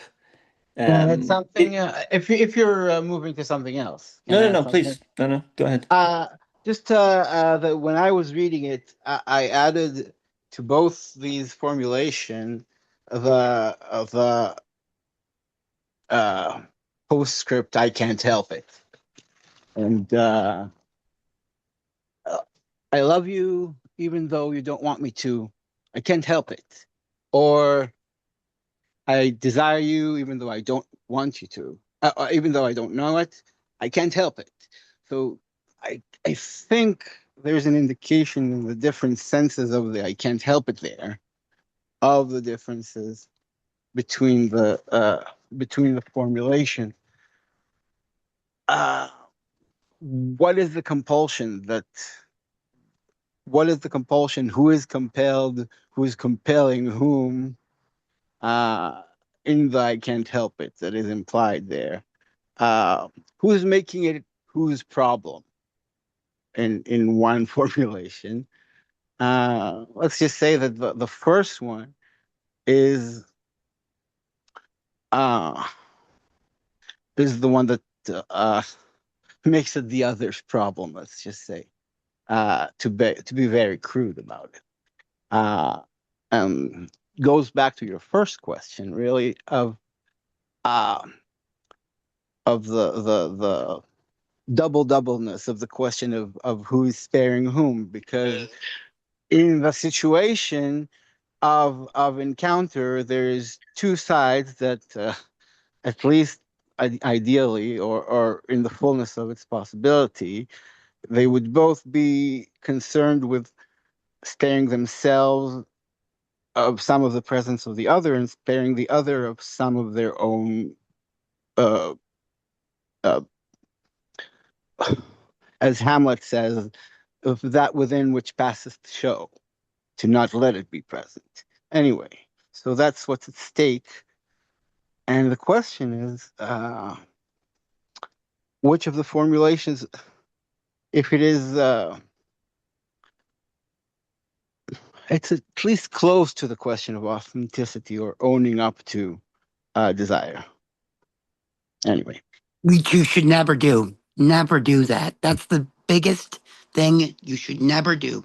Never never desire, or at least admit to it, or at least.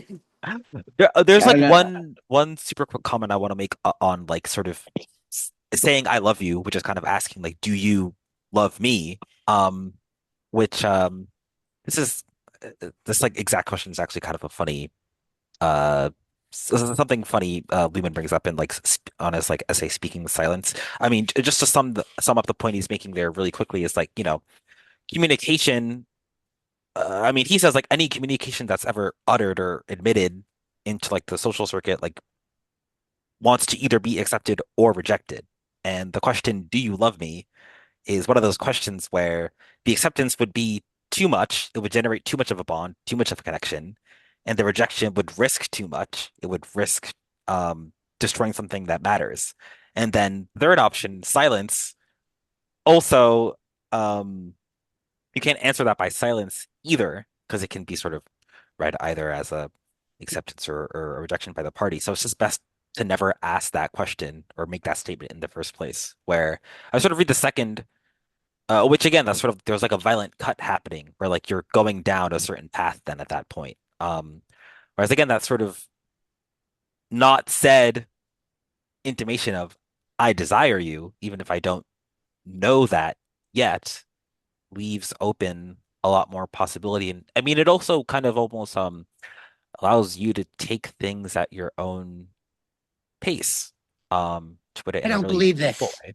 I object. I don't think you can like control your pace. Like, isn't that Lacan's like whole thing?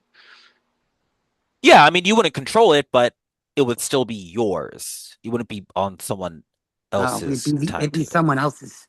It's always someone else's. Yeah. That's like Lacan, right? Yeah, but it would be both of, one of you isn't sort of put in that almost like power position, maybe, which is The just power like, always exists, though.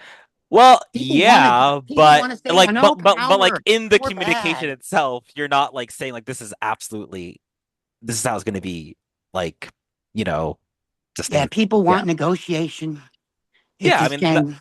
yeah, yeah, yeah. People want negotiation. Well, I mean, I think this is the thought that in relation to what Anna said, which for me is the clearest, I think is the clearest way to distinguish these two formulae. In the second case, where I mean, yeah, to go right with the example, in a sexual encounter where I don't say I don't. I mean, I think this is the danger that one should ask for consent, as they say, but asking for consent can easily be heard as a demand for consent as well, which is has its own dynamic, which is not quite the same as the ratio between subject and other in this in desire, which I mean at the deep level, it can't be negotiated in the sense that I put forward my proposition and then you put forward your proposition and I have an advantage and you have an advantage or we're both at a disadvantage.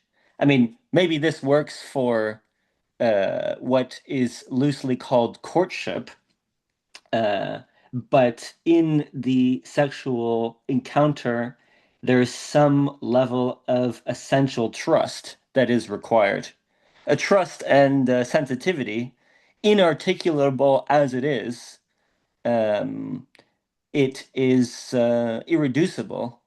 And so, I mean, basically, what is being, I mean, fortunately, he does try to make it discursively accessible when he says that I'm telling the other party, this is 28, telling the other party that desiring him or her undoubtedly without knowing it, still without knowing it, I take him or her for the unknown object, unknown to me of my desire.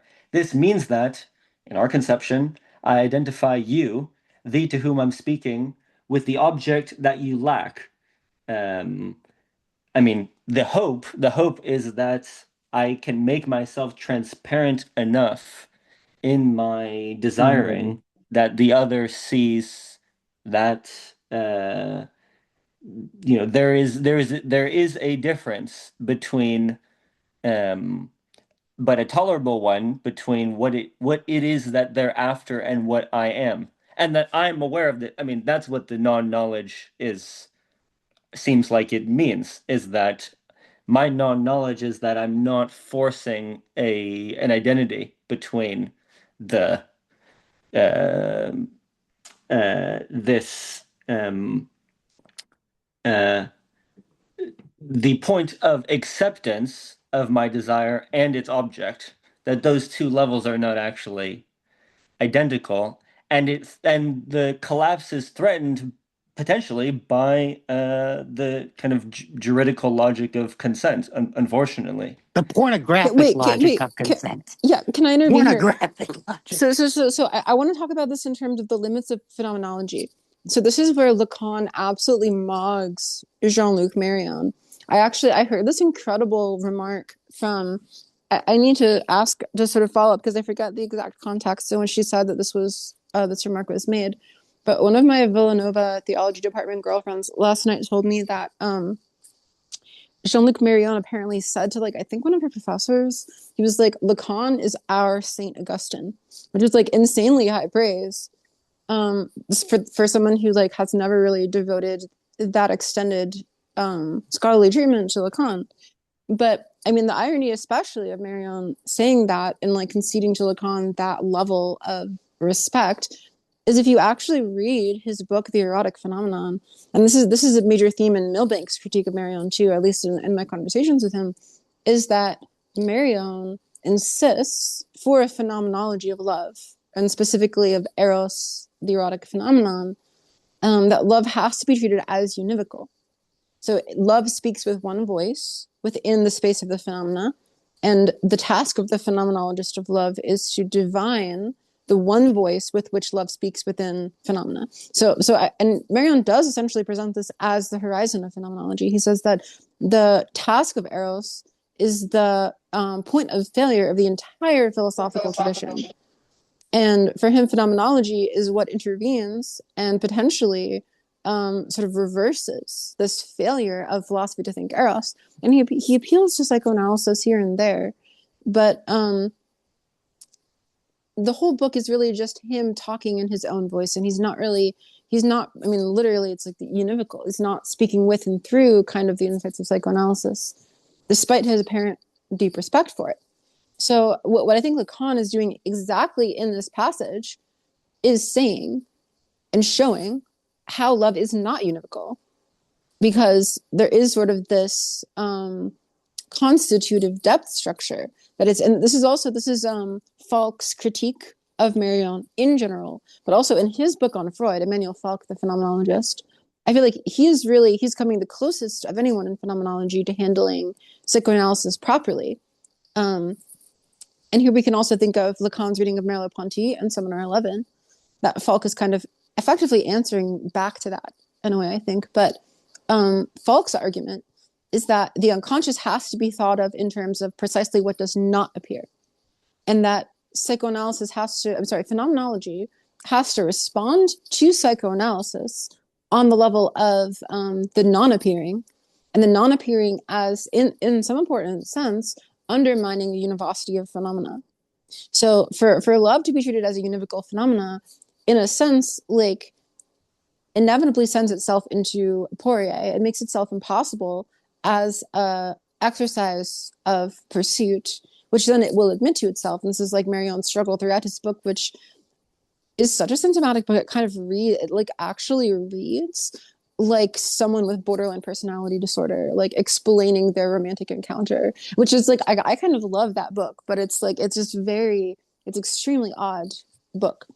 Does this have to do with like the I and the thou, like with Balthasar? Or well, that's from Martin Buber. That's kind of a different. Yeah, I mean that's sort of the or the primal scene of like dialogical philosophy in the 20th century, which came out of like Jewish mysticism. But yeah, that's kind of a different space of inquiry. I guess what I want to say about Marion, for sort of yielding the floor back to you guys, is that one of the key things about the sort of idea of, there's a single sense, or love speaks with a single voice. To me, this is the limit of Platonism. And I think this is what Lacan means by the Platonic delusion, because it's the Platonic method, which is founded on the Socratic method, is to sort of take some person and try to mine their discourse for the single voice that speaks through it, which is the universal. But the problem with love, and this is like Lacan's kind of Judaizing insistence on like returning to Ecclesiastes rather than Plato. The problem with love is that once it is spoken, it is always undermining itself. Something can be called love, which is completely opposite of love. Love has to have, on the one hand, it is an essence, and on the other hand, it isn't an essence. It's a determinant, but it can't be essentialized, and it has to be treated in a way as a givenness. This is where I think Marion is at his best in his conception of givenness.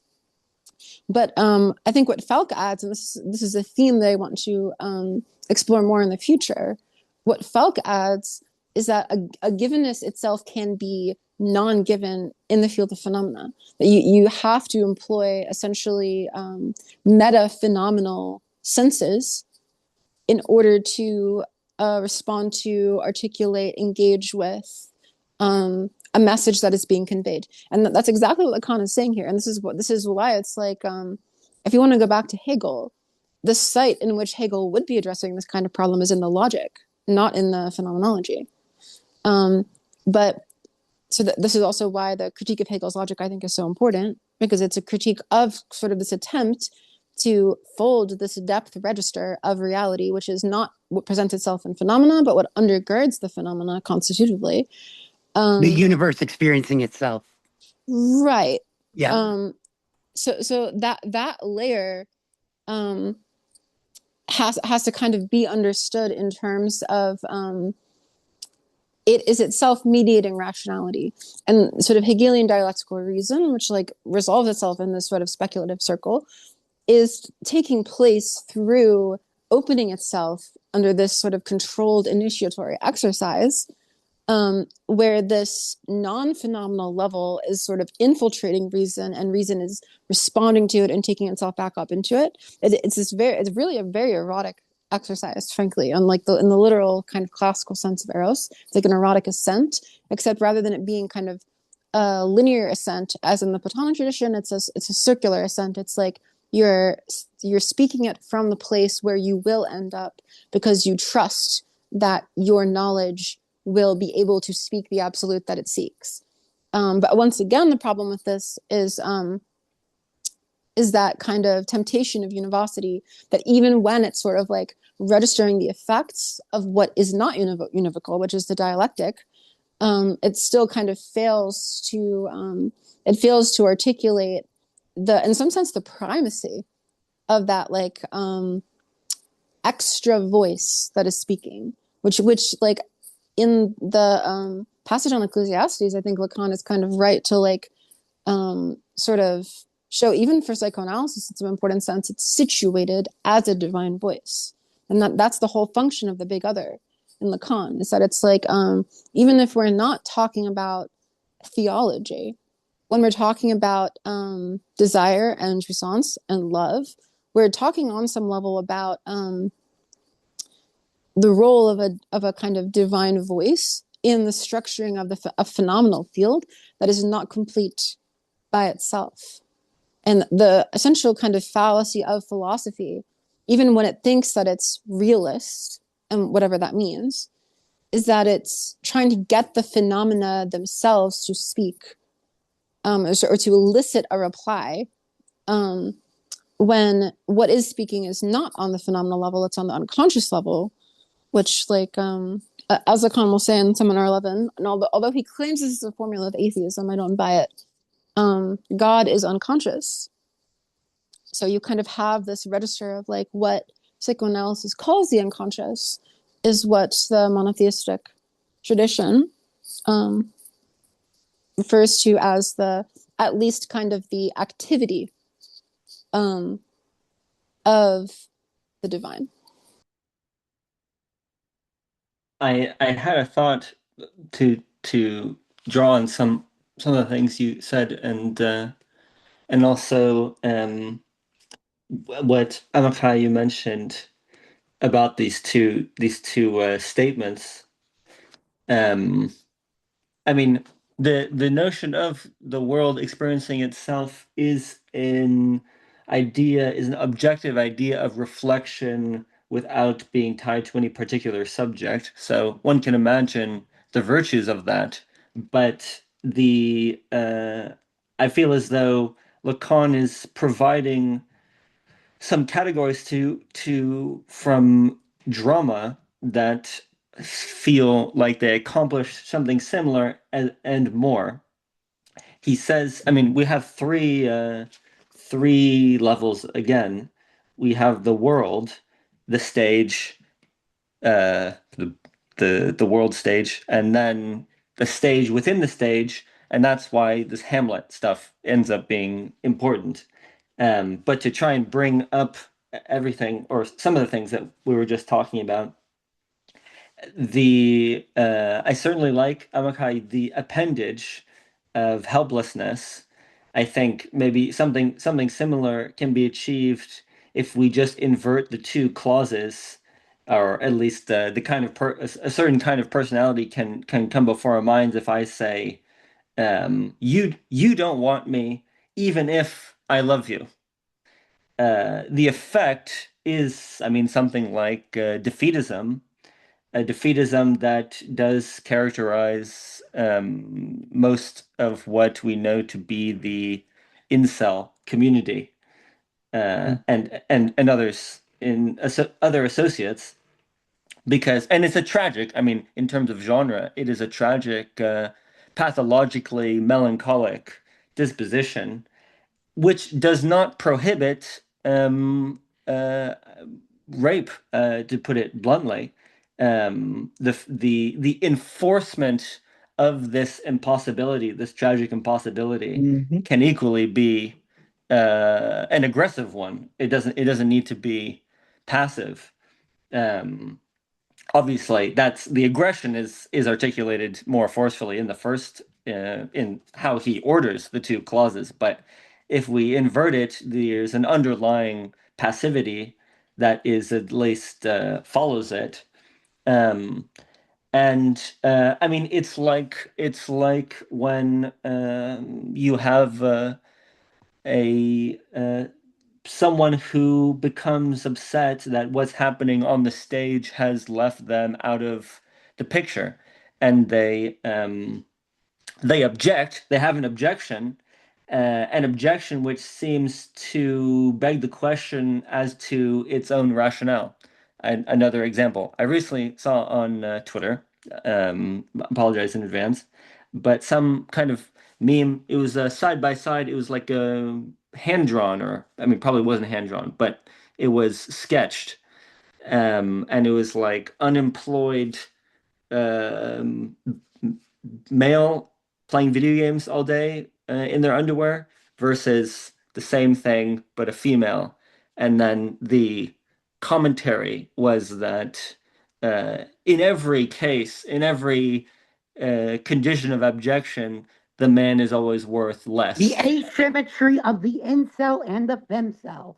Mhm. Oh boy, what a rich discourse this is. And the question that occurred to me is, well, I guess two. The first is that, well, they seem so good for each other. What's causing them to not consummate? And the second is that along those lines, uh, what is stopping, what is causing the choice to for complaint rather than a request? And I think the answer is that they're basically the same thing. The complaint is the same thing as the request in the same sense that me saying, you don't want me, even though I love you, is a complaint, but it's also a request. Um, it's defeatist because it's putting on the other side of the limit the agency uh, that is being thematized. Um, but it's become, again, to use a Hegelianism, it's being put into an otherworldly beyond. Um, but I mean, so if we could hold that our mind for in our minds for a moment, think now of what's going on in this in the Hamlet, which if you all, I believe that the Shakespeare should be seen if it is possible. So if you can get your hands on Hamlet, an abridged even, or any kind of, I mean, it's always difficult. There's a Russian Hamlet that's not bad. There's a couple others. Maybe I'll share in the chat what I like. But if you have not seen it before, try to. But at the risk of explaining what is already known, in the play, Hamlet, who wants to take revenge on his uncle for killing his father, he stages a play that depicts, or is supposed to depict, the crime of his uncle killing his father, in order to catch, I mean, that's what this mousetrap is, to catch the conscience of the king. And if the king, as Amakai, as you said earlier, embarrassment is it's on your face. Hamlet wants to read on the face of the king the guilt that he assumes there is by virtue of Yeah. this He wants evidence. communication he's had with the ghost of his father. Mhm. Yeah, he wants hard evidence. The ghost was isn't Corroboration. enough for Well, uh, and so he stages this play. But what happens in the play, this play within the play, that is Hamlet, he depicts his own action, which is the revenge, which is the killing of the king, because there's this character who is the nephew of the uh, uncle who is the evildoer, and he rises to the action that Hamlet um, is supposed to accomplish. And this other scene that is follows almost immediately on the king, this Hamlet's uncle, um, expressing discontent at seeing this occur. He goes into a confession booth, and this scene was at the time it was banned in, or in the 17th century, banned in France at least.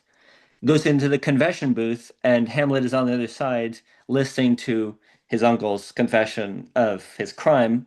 And so he has the evidence, and he's about to kill him from the other side of the confession booth. But it occurs to him that if he kills him while he's confessing, then he will go to heaven. Um, and so he has to kill him in a moment of, or at least when his iniquity is still upon him, not when it could be potentially absolved of the crime. So, I mean, Hamlet is usually called an indecisive character. Um, I don't think that's quite right. I mean, he has an incredibly exaggerated sense of the need for action.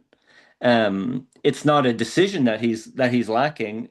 He's has a very full sense of the decision, so full that it overwhelms him, and he has to in imagining the conditions for its actualization, like in this play within the play, he is actually um, inventing a scene of him doing what it is that he wants to do.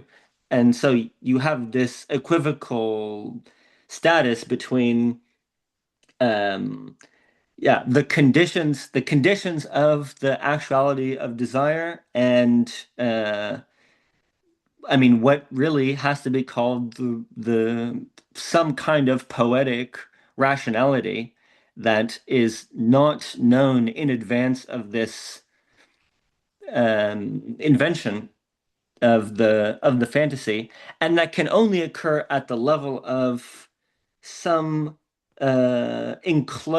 some provisionally enclosed sphere on the stage.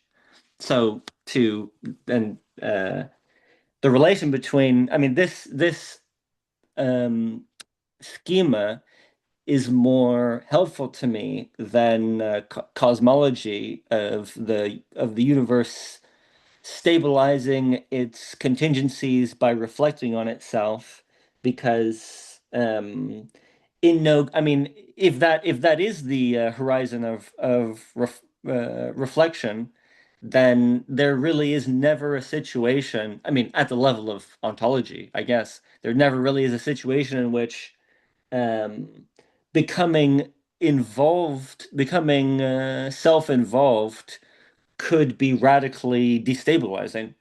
And I'm not just talking about, say, narcissists who don't care about other people's feelings. I mean, someone like Hamlet or an incel, although, I mean, I mean, someone would same have thing, right? someone would have to write Hamlet as an incel in order for the analogy to go all the way through. But their concern with themselves is a dramatization of an act that they in advance say that they are not capable of. And it's that which has a destabilizing function on the larger field of interaction. It's not that they don't care about other people's feelings, which is again not it's that's a hallucination of psychology. But that situation is, of course, one which cosmology, in the sense in which we think of that, um, can never really make sense of, because either you are in your right place or you're not.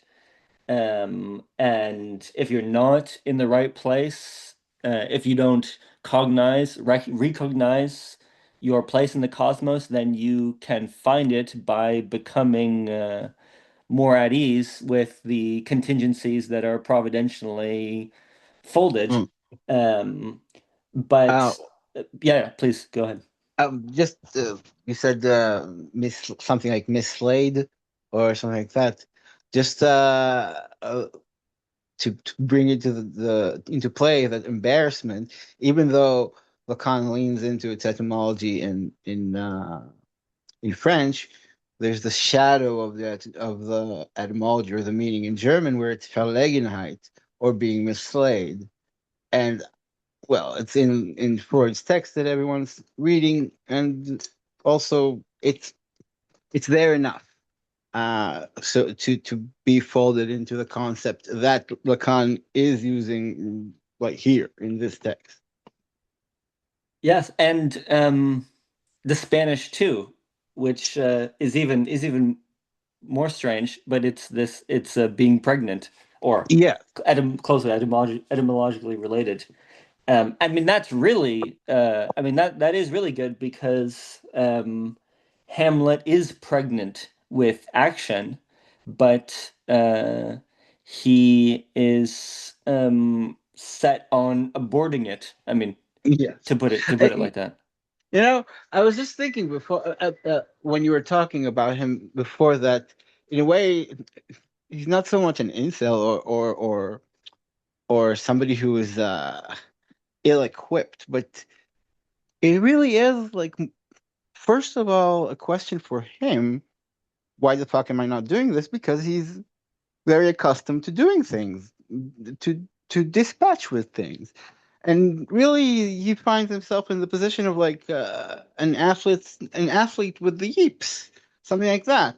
It's like, why can't I do this simple task that obviously killing is not the issue because he does it all the time. That just goes to punctuate the point that it's not about the killing, lest you think it's that. Right. But So I think that would be true of incels as well. yeah, It's not actually what they think it is. It's not that it's not a question of capacity or ability. but oh, what do you mean about the incels? It's not the I mean, it's not expound a little bit. that they are not equipped with the right set of They have the tools. tools to do the No, job. but yeah. No, but I mean that the star athlete who has the yeeps, he's not just well equipped. He's also he He's ready. recognizes it. He has been ready. He Mm. recognizes himself in that position, and when he's in that position and the spotlight is on, and all of a sudden he can't bat, that's different.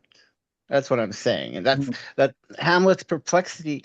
Like, it's not like people read the play or watch it and are like, I wonder why he's not doing anything. It's a play about Hamlet going, why the fuck can't I do this thing? That's different. I don't think it's different. I agree with Twizzy on this. Twizzy, as master, what do you think?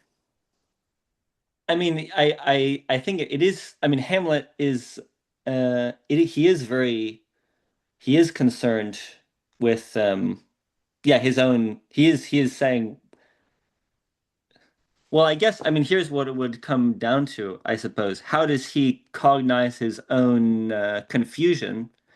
And it's at the level of, uh, I mean, it seems like at least sometimes it would be what would be most satisfying to him.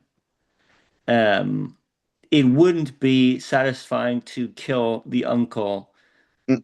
when he is confessing. Uh, I mean, also when he comes back, I mean, because for those of you who don't know the details of the play, he ends up killing the wrong person, and then he leaves, and then he comes back, and then he finally kills the king, but he does it in such a way that it involves being a part of a ritual of someone else's revenge, and then only in that case does he, almost by accident, kill the person he originally intended to kill. He doesn't I mean, it's always about the right way, the right form of accomplishing it. And I mean, If you just to, didn't experience teenage love, then you never get love at all. Ugh. Like that sort of thing. I mean, I sympathize. I'm sure this is not a unique at all, but that is what I experience to be the obstacle of writing.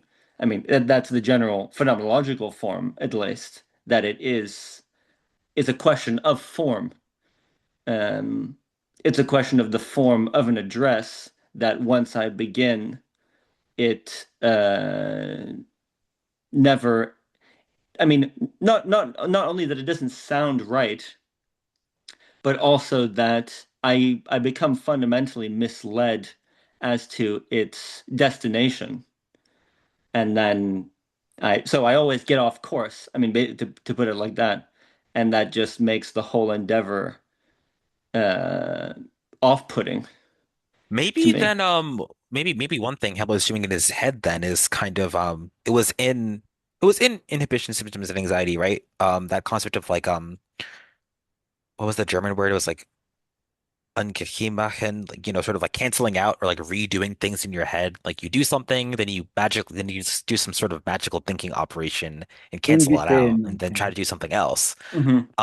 And I mean, I think that very much speaks to almost like that concept in like OCD of like the sort of just right almost compulsion of like if it's not this right thing, and if it doesn't disclose Hmm. itself in acting as it being the thing that is satisfying, then I'm going to go back to the drawing board, think of another way to do something, then do that. It doesn't feel right. But the thing is there's no way for it to feel right. That's because that determinations happens after the fact each time, always. So you can always just be like, it wasn't that, and just go back to the drawing board over and over again. Um, right.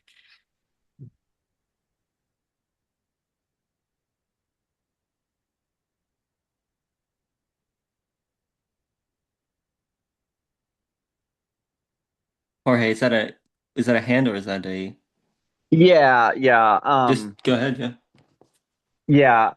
What I wanted to say was about the sort of like the two formulas of love and desire, and it might also tie in with the Hamlet thing. We'll see. But the first one, the I'll love you um even if you don't love me. I was tying those formulas back to the concept of like revolution because like that first formula resembles the kind of like Maoist interpretation of dialectics where dialectical synthesis is just one party conquering the other, and so it's like that's how Mao kind of conceptualized the dialectic as the split into the classes and then one attaining victory over the other. And then the second one, I desire you even though I know it not, is kind of like sort of like an alternate ending to a revolutionary moment where, part of the old regime, changes loyalties and joins the revolutionaries, and that's what ends the revolutionary moment. And in that case, it's like the revelation of the hidden sympathy between, the revolting party and the old regime. And The morning after type thing. yeah, Yeah. exactly. But yeah, which that's about all I was going to say about that. I do think that the Maoist dialectic thing is possibly somewhat related to why that political tendency had a um often went into kind of genocidal directions like in Cambodia. But you'd have to retain some of the old regime and the transfer of power, and also recognize the potential. And I guess Maoism did do a lot of this, but recognize the potentiality of the continuation of reactionary elements and whatever new system of power comes into play. But Yeah, yeah. one might call what you're calling is the first one is like Cultural Revolution, Maoism, and then the second one is like, well, we did 1917, but we still need some generals. We still need some, you know? Oh, Yeah, okay. or I see the or relevance like the now. 2011 Egyptian revolution when the decisive moment was the Egyptian military joining the Tahrir Square uprising. Right. It's like you can get what you want, but then after, well, what do you do with yourself? Like, do you have an idea of what you're gonna do with yourself But afterwards? damn, we got in power. Well, Fuck, now shit. what? Now what do we do now? We got what we wanted. We weren't supposed to get what we wanted. It We was weren't supposed to be a virtual image the whole time. What the fuck? I mean that's like I mean that is like literally the thing. So yeah, that does make sense. Mm.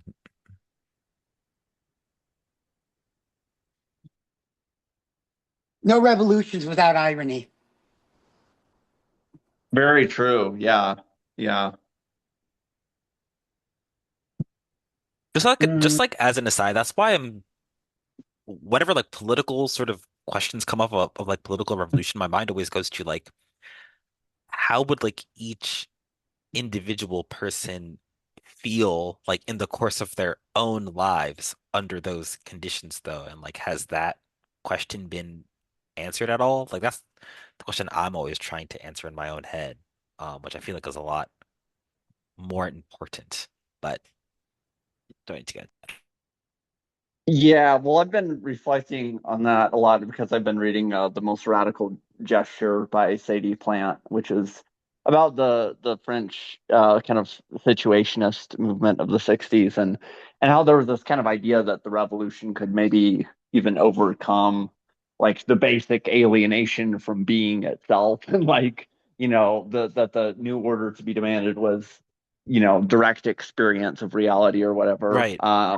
And that ultimately was kind of like a metaphysical revolution to be demanded, which also links with like this was a current that coming in from kind of surrealism, which of course Lacan was close to, but like Artaud rejecting the surrealist association because he said they weren't uniting the kind of metaphysical and political revolutions enough, or maybe like focusing too much on the strictly political, but um, Artaud wanted to burn down the structures of spirit themselves.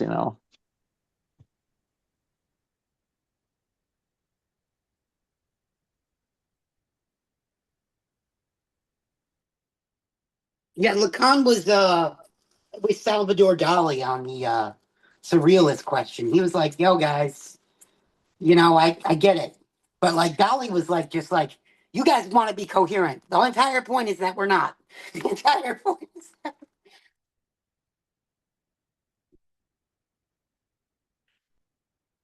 or something like that." I found not that long ago, I found a history by one Elizabeth Rudineau or something like that. Elizabeth uh is her first name, but it's a history about psychoanalysis in France and about the Lacanian school in particular. I've not gotten that far, but I have read a good portion of the section about the surrealists, and I guess some large portion of them were in medicine. Either some of them worked as army doctors, or they were studying to be physicians, and then some kind of encounter with psychiatry as an emerging component of bourgeois society, I guess, was taken to be the kind of pole of nemesis, and they very strongly oppose themselves in that direction. And that's, I guess, one of the reasons for Lacan's kind of gravitational attraction to them. Well, psychiatry around that time seems to have been very like materialist in a bad sense, where they were obsessed with like degenerative types and degenerative inheritance and that kind of thing. And Hmm. so I think there was an alliance between, as you're saying, I think there was an alliance between surrealism and psychoanalysis because it was, and with left wing politics because there was the attempt to um, oppose the kind of like eugenic categorization of people as degenerate or as like um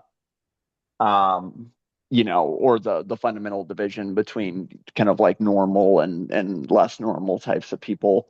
Hmm. um, And yeah. that kind of reminds me of something that comes up in what we read, but also elsewhere, where he makes a point to say that psychoanalysis does not require having some kind of internal grasp of the phenomenological structure of perversion or psychosis or even neurosis. Um, Although with neurosis, I mean, all they do is talk, so it's more likely. But there's some sense in which that the lived experience is not a guide. On the question of anxiety, he says that the experience of anxiety for the neurotic, for a pervert, for a psychotic are can be distinct. So the question becomes, what is the mainspring of anxiety? Where does it fit in desire generally? And I just mentioned that because it seems like that is very much antithetical to how psychology and also psychiatry proceed, where because the introduction of psychiatric solution, basically, I mean, it has to say there is some kind of phenomenological equilibrium that is reached by virtue of the consumption of a drug, say, or some kind of technique, behavioral technique. And in terms of, I mean, that's why behaviorism becomes necessary for psychology, because, of course, how else could you come to the conclusion that an equilibrium has been achieved if they're still engaging in dysfunctional behaviors?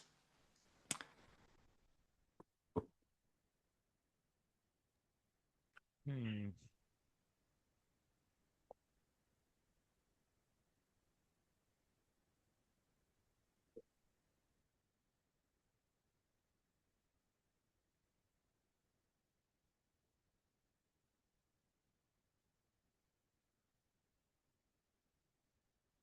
I had an additional thought about what you guys were talking about on politics. I don't know if it's completely compatible, but I hope it is, because I'm in addition to medieval China, I'm in the middle of recapitulating some of Puritan political theology for some students, which is a topic I've been interested in for a while.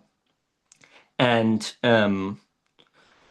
uh, there you have and this technique is not alien to, I guess, modern leftism, quote unquote, as a tendency, but there you have separatism, what's called separatism, because the Puritan journey to the Americas occurs before the Civil War, before the English Civil War, which is sometimes forgotten. I mean, the mythology is often that it's a result of persecution, and there is persecution, there is religious persecution in England, but it is um, chaotic, as in the sense that sometimes the Protestants are being persecuted, sometimes the Catholics are being persecuted, um, and it's something about the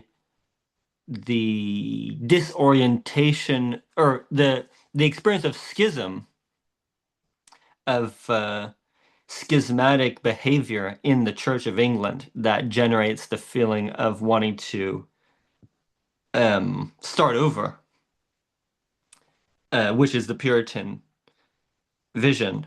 Um, so there you have, uh, I mean, most of them have some kind of idea of a biblical model of political theological design without any um, desire. This is not true for all of them, but most of them don't seem to have any desire to preserve the uh, elements of the old regime, which is strangely supported by the fact that they actually have not, in some fundamental sense, broken away from the British Empire, since the monarchy has given them a charter to has approved of their journey. Um, there are all of these poems. Maybe this is somewhat related to the love thing. There are all of these poems, but one in particular by some woman who was on the Mayflower, called "Dialogue Between New and Old England," and it's basically like after a breakup and you see your ex has had a glow down, you want to point out to them that you told them so, and they deserve what's happening to them.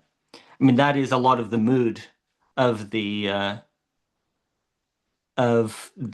New England project, to look back at the old England, like a disappointed romance, um, from which there's no possible recovery, and only some kind of nominal relation.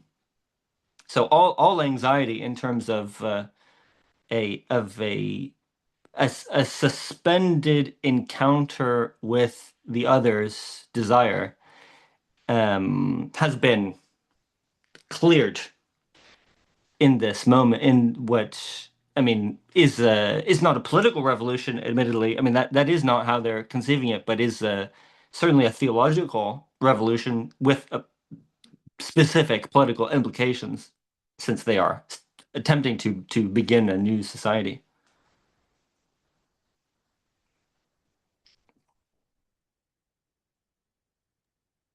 Yeah, that's really interesting.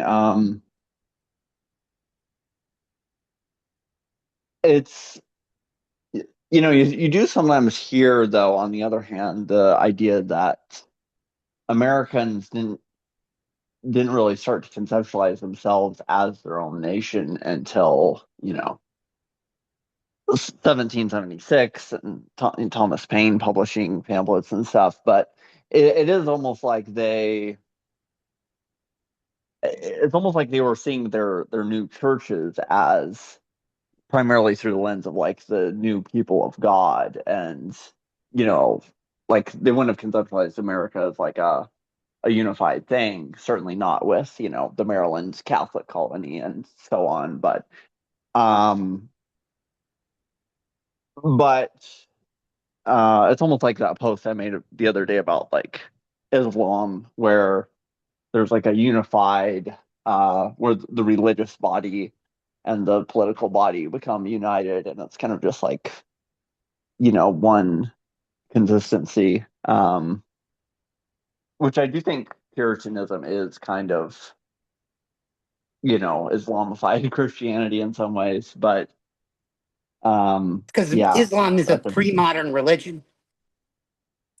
uh I mean, all aren't all religions pre-modern? I don't see why that's a. I would say it holds on to its pre-modernity a little tighter than Christianity. Yeah, it's higher than Christianity, but Christianity is the exception here. Like, I feel like Buddhism, Hinduism, and Islam are all maybe more like pre-modern in some way. I'm not sure. I could be wrong on that. I guess my my feeling is that the question is, to what degree do um, various religious constellations uh, find how do they find themselves in modernity as a system? How do they legitimate themselves? And things like Buddhism and even Hinduism, they're sufficiently theologically weak in order to coast on modernity without introducing kind of a need for internal legitimation. I mean, maybe you could find exceptions, but the way they kind of occupy. I mean, one never really wants to resort to the concept of culture, um, which is just an empty placeholder. But there's a kind of permeation that occurs with those sorts of things, with those Buddhism and other historically related religions. Whereas, I mean, something like even well, the Abrahamic religions, you have a more of a more turmoil, and specifically, I mean, I would imagine that the homology one could draw between Islam and Puritanism or Protestantism in general is that they both discover themselves, have the experience of discovering themselves in the Old Testament. Um, and all of these, I mean, the Thomas Paine stuff is he is going back to the Old Testament and he's saying that there's no situation in which one of these kings of Israel did not have to deal with the fact that God is above them. Uh, so that's how he articulates his rebuke of the claims to the so-called divine right. But even in the 16th century, you have uh, you have I mean that all of the same. I mean this famous formula, this shining city on a hill, that's from the early 1600s, and it's names the project of restarting Israel in spirit in the new world with the people that are chosen by God because they have left this schismatic catastrophe um, in England, and they're drawing all these sorts of metaphorical, like the Exodus. They're the Jews exiting Egypt, which is England. They're out in the wilderness, like Isaiah prophesized. Um, so they're just kind of um, reprocessing the originary anxiety of Abrahamic religion and using it as a footstool for political theology. Um, Islam is so difficult because they actually do go through. One, I guess, difference is that they go through some sort of imperial phase, whereas Protestantism is well, it is quite complicated because apparently this is something I learned. The Church of England is the central argument for the creation of the Church of England is that it is like an empire, or it is an empire. England has always been an empire. That's what these historians of Henry VIII are cooking up, so that there's no need to um, subsume England under the Holy Roman Empire, which is then, in some sense, has to be subservient to the Church, because England is already its own Christian empire, going back to the early parts of the Roman Empire. But then, of course, the Church of England becomes it Catholicizes or something, whereas these kind of more extreme Protestant moments, like with the Puritans or others, the Huguenots, or in in the Netherlands, its empire is over. It is, nationhood as something which is supposed to be beyond that original conception of empire is the avant-garde of collective spiritual existence on the model of the people, the Jewish people, but now not confined to that racial distinction. Um, but it is, yeah, it's with Islam, you don't. I guess, yeah, there is a similar attachment to the uh well, I guess I would want to know what function the idea of the covenant has in Islam. Since that's kind of what is invented by American Protestantism, or at least that's the central obsession is the covenant.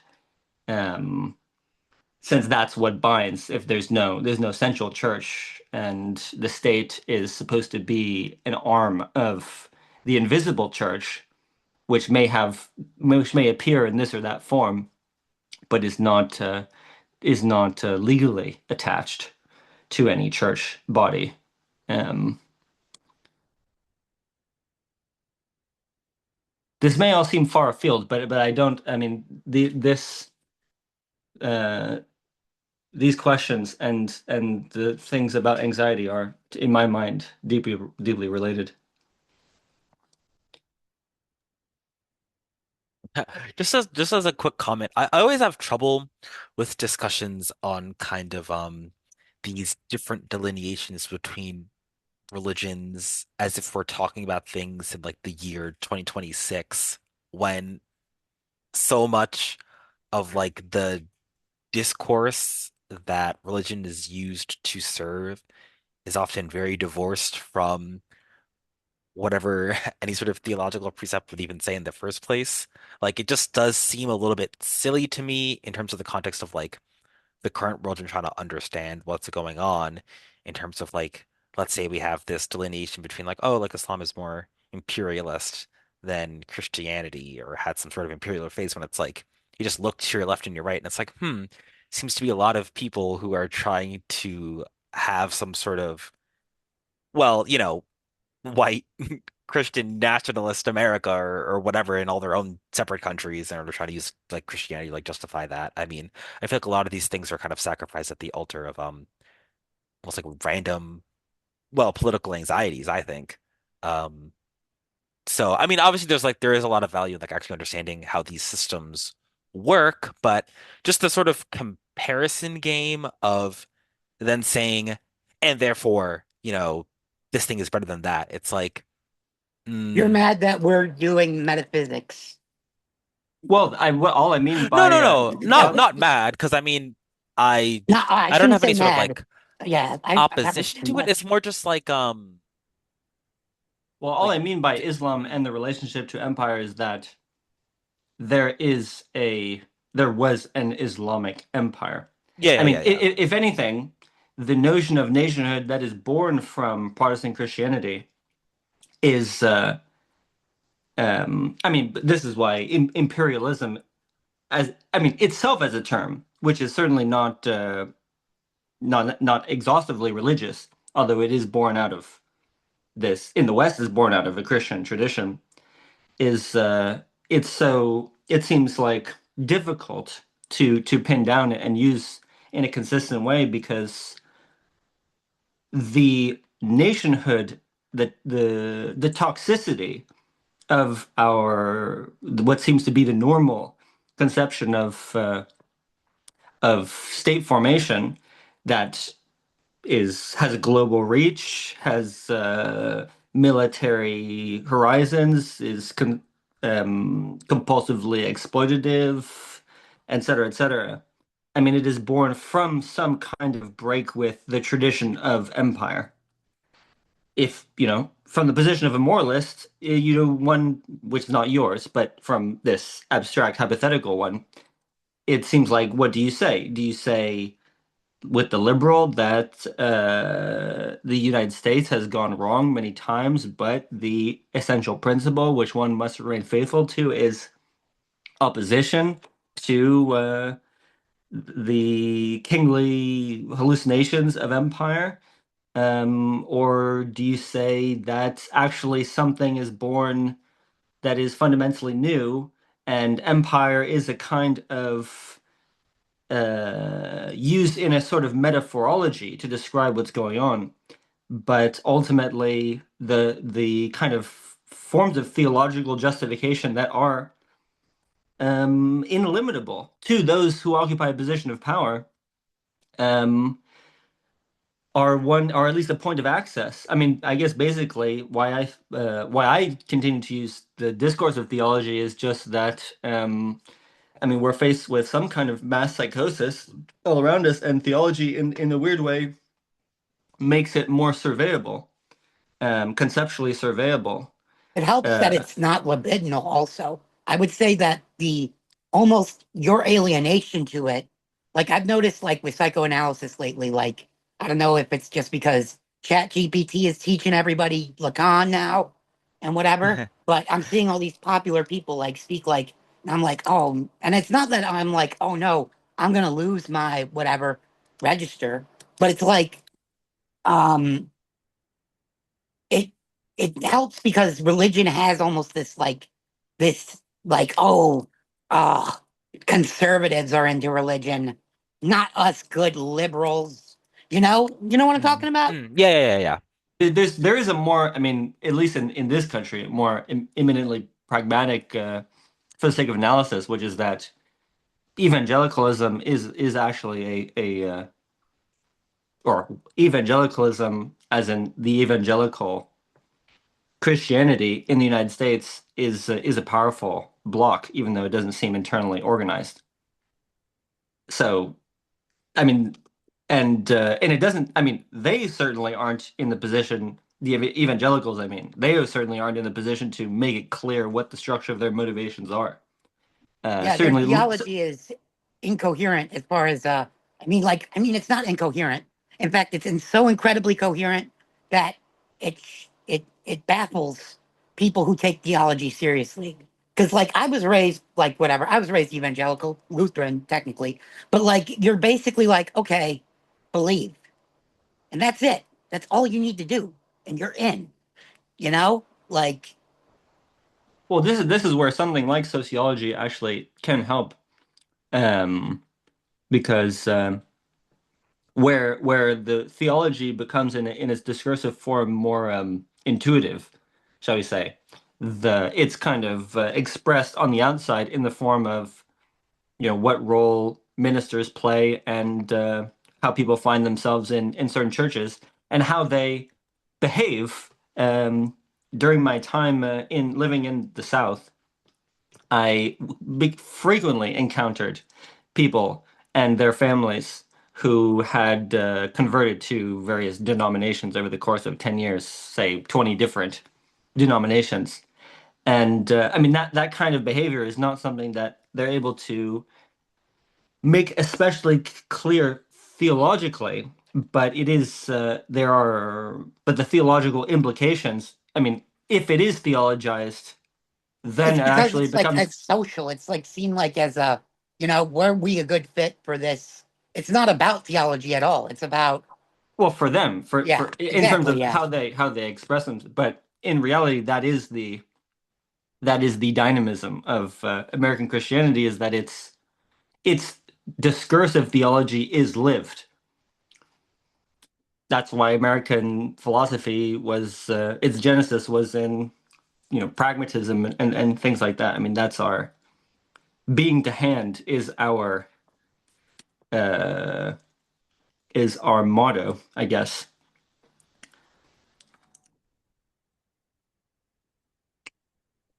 Yeah, I mean, I guess what I was just trying to say, because it's not like I'm really opposed to like any sort of metaphysical investigation at all, considering I do plenty of that.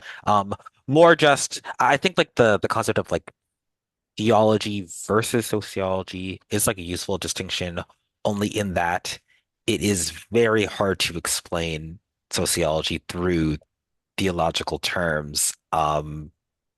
I mean, it definitely can, especially like in you know, current, like, quote unquote, current year, I think. Or maybe like in terms of like the theology people like self-profess their allegiance to, would be the best way to put it. I guess this was the point I was trying to make. Uh, I yeah. think that's true. But I think that's just equally true of philosophy as well. And not Oh that yeah, you yeah, yeah, for not sure, that for you sure. disagree with that, but you find the same kind of um, fixations on.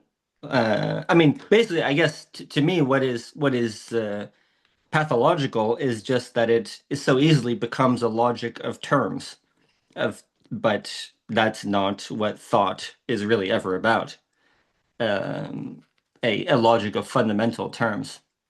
But of course, you look at any um, creed, any confession in the Protestant sense, any agreement of theologians that's supposed to have some kind of social function, because that's where one would go Yeah, if one were to say, what is the sociological function of theology? Well, it's in these moments where you have people come together and agree on some doctrine in order to prevent certain political consequences, like in the ancient period, or in the Reformation. And it's only they have to make it about fundamental terms because it's a code for a kind of backdrop of well, it's a key rather. I guess they're trying to figure out a key to a code that is supposed to support social exchange, political equilibrium in some way. But because it is so heavily invested in the logic of terms, it becomes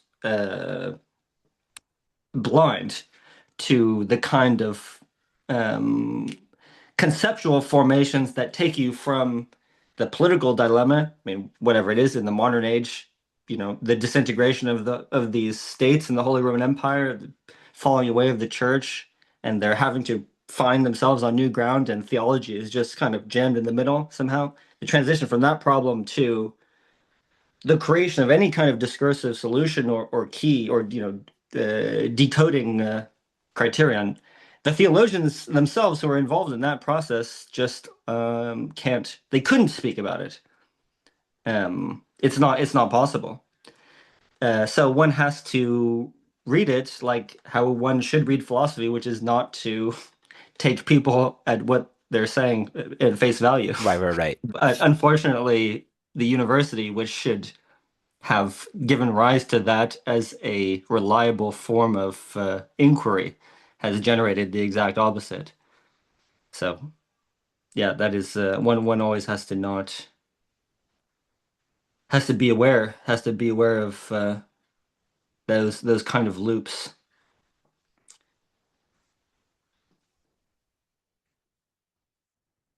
So, in agreement, I think in principle. Yeah, because I mean, I guess I'm just sort of like anxiously pattern matching to I mean, the discussion you see on social media on the topic of religion, where it's like something I haven't fleshed out, but I think it's something I've said to you before, where like, one sort of dynamic on social media is that like the social and sociology like is the only topic where like each thing is sort of sacrificed at the altar of making some point about society. So, I mean, you see a lot of like Islamophobia or like what even would be the term for like phobias of like Christianity or like Buddhism or whatever. Anyways, just lots of like sort of bigotry towards other religions, and the sort of implied position is that like, and my way of seeing things would be better for society. And I feel like my main injection is always just like Radical almost secularism? like almost no. Like Ideas? my injection is just like, can we just look at your like, can we just look at ourselves? Like, what are you saying and what are you doing? And like, is that conducive to what you think ought to be happening? I mean, I'm not saying that's what was happening here at all, but just like that's like the general anxiety that comes up for me, which, maybe that's something I would want to work on more in matters of religious sort of conversations, only because I think that's like one way, and at least especially like and it's like social function, I do see religion sort of operating to redeem people from society. Like I think that's sort of one thing it's always doing. Um, it kind of reminds me actually, funnily, Lewin has this really funny page on the systems theory of religion where he's talking about like, how literally like functionalists like sociologists kind of see religion as like a way to generate lists of things that religion does. So you just have like these lists of like 10, 20 things of like, oh, religion provides like community and like a sense of meaning and rituals and ways to understand the world and blah blah blah. And he sort of like makes the point that when you say like religion's function is to create religion's functions, it's like a weird tautology that isn't really saying anything. So that's why he like sort of was for the point of the real like the way you can like name a sort of type of communication as religion versus something else operating in some sort of other uh social system or like functional domain is like, is it speaking to the question of like redemption from society for a person or for like a group of people or something? But that's like a tangential. No, I mean clearly people we can be religious even if we don't say that we are or identify with any specific Oh yeah, yeah, denomination. for sure. One operation is, as you say, excision or even abstraction from society as a totality. Another is in a heresiological operation where, I mean, I identify where someone is going fundamentally wrong. You don't need to be a Christian nationalist to do that. So, but then that begs the question: what is happening when someone does have some sort of denominational label attached to social operations that are generalizable and but are, is it some kind of historical lag? Is it some kind of inauthenticity? Am I doing something that I could do without the guarantee of religion, but it's an appeal to an authority which is supporting an articulation that really does just stand by itself in some sense? I mean, I think that is history is helpful, and but I mean, there are certain conjunctions of theology and state formation, um, in principle. I mean, in history and also in principle, that I think just highlight how it is a distinct kind of discourse. It is. I mean, Yeah. as you say, there are um, reductions, quote unquote, secular reductions always end up in a kind of infinite regress. But I mean, Schmidt is, I mean, his term is political theology, and it is a clue, a very helpful clue in many ways, which is basically you need theology in order for the state to speak about its own authority. And anyone who says that the state's authority is derived from below is just putting off the question about the fact that the state doesn't require, it doesn't, I mean, any kind of assumption about contact between the structure of state authority and nature, the laws of nature, the rights of nature, from nature, is totally mythological and in support of the absolute authority that the state presumes for itself or theorizes for itself, regardless of anyone's objections. And that discourse, that specific kind of discourse, is theological um, in every way, not in the sense of illusory, but because it makes certain claims over absolute value that can't be adjudicated by the typical means of political negotiation or civil adjudication or legality, just in the normal sense. Of course, Schmidt then places, I mean, who really is the one to speak at the level of constitutional law, say? Well, it is the juridical authority and those in that branch who occupy the highest offices. And, ironically, or not ironically, but consistently, the Supreme Court of the U.S. is in some kind of project of establishing a caliphate, um, because political theology is concentrated in juridical operations. Right. So de facto and de jure. So it is. But I mean, yeah, when you have a religious person who kind of is making, I mean, basically making claims on culture as a category that's supposed to be self-evident with religion. Um, I mean, they're engaging in uh, they're engaging in, I mean, so I guess this would be the other question. In what sense, like, Schmidt made an argument, we can follow him to some extent about the place of theology in state formation, well, what about in the mass media? Is religiosity, can that be localized in a structural sense, in a similar fashion? Um, I mean, that is why American Christianity is so interesting to me, because basically the whole world becomes at some point catches up or is catching up to the American style of politics, which is just in essence evangelical. The performance Yes, yes. of true belief is an evangelical invention, historically speaking, and it doesn't need to be attached to some kind of robust Christian history. That's why you have the Taiping Rebellion, which is I mean there is a history of Christianity in China, which is of interest. But for the most part, it's not, I mean, not really comparable to Europe, say.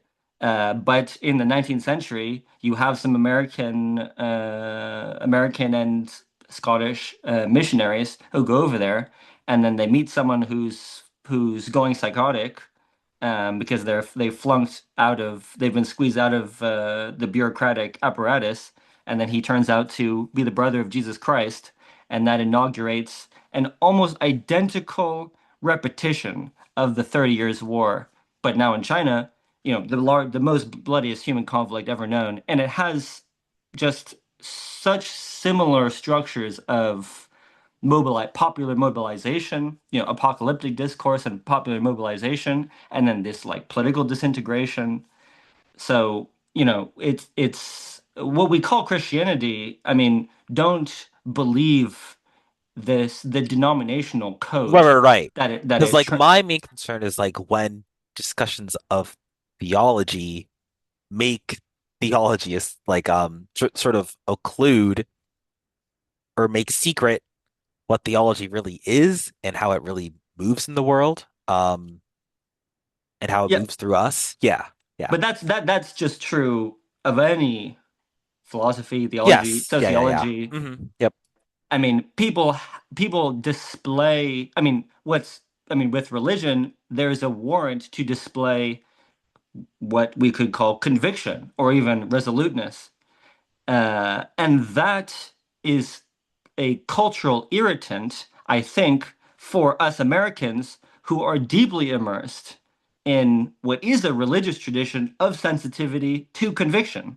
I mean, that is why our culture turns out to be so dynamic, or at least for some period of time, is so dynamic, because that appearance of conviction is, I mean, it is so irritating, but in this, I mean, it points us immediately to a question about the deep structure of some discourse.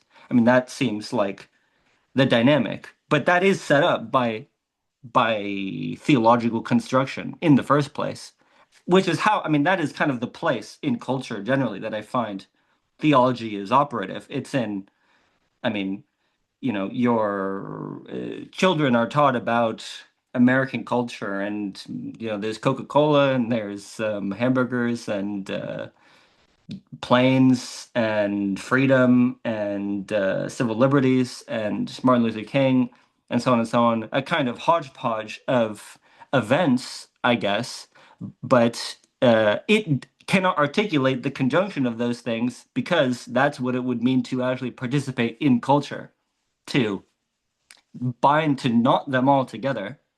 Uh, see, Angel. And so there you have another instance of begging the question. So yes, I am in complete agreement. I mean, one has to always try to look, not even always behind, but simply through. You just have to look through, and not believe too much in what the other seems to believe about themselves, which is also, I mean, to I know we've gone on long, but to kind of at least make a note on this question of love. I desire you, even if I know it not, um, that I find myself as the object that the other is lacking, since my desire is always following the traces of what I take to be the other's desire, and I find myself as an unknown object. I mean, you only succeed if you can at least one can temporarily suspend belief in what the other seems to believe about themselves. So I think the same is true for the practice of human science. I mean, in general, you have to take these. I mean, as Lacan says, inhibitions where people seem to get stopped up at. They belong in a museum. They are constitutively artifacts, and they don't by themselves really tell you anything. I mean, in fact, as you say, they're meant to point you in the wrong direction. Um, they're like prompts for elliptical returns back to a central point, but the horizon of our inquiry is to actually discover what is real in human discourse. So, uh, but yeah, but not, unfortunately, the practice of the institution of the university is in such a situation that problem is the last thing on the list. Hmm.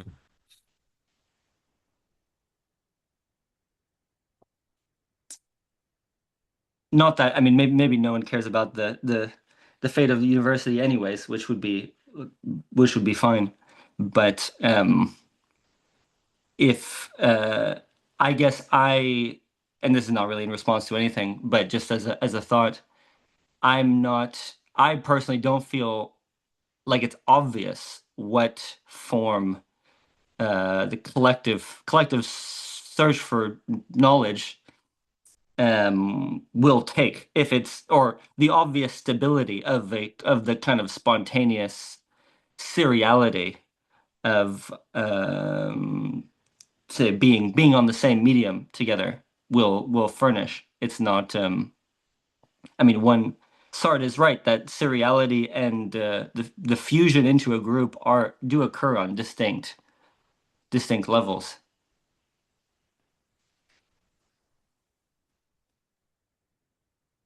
Which for all, as much as that problem is center stage for contemplate speculation about a revolutionary praxis, it seems like that is just put into a kind of dreamscape to imagine effects of, rather than actually um, uh, find out what group formation involves at a general scale. And that's, yeah, so that is why sociology does remain a kind of, in similar, for me, again, not I don't think this needs to be generalized, but sociology and theology to me both have a kind of problematic character, because yeah, once you say that the group formation is a universal operation, which I mean, I can't dispute that. Um, there's some kind of loss of perspective, which, I mean, Luhmann I like so much because he's trying to bring that very problem into the That's concept why you of need the second order observer. mm. That's his entire thing. So he's very useful for that, Yep. because that he's aware of that. Okay, everyone. Sorry for going so late. I mean, before I close, if anyone has any final thoughts, please. I'm good.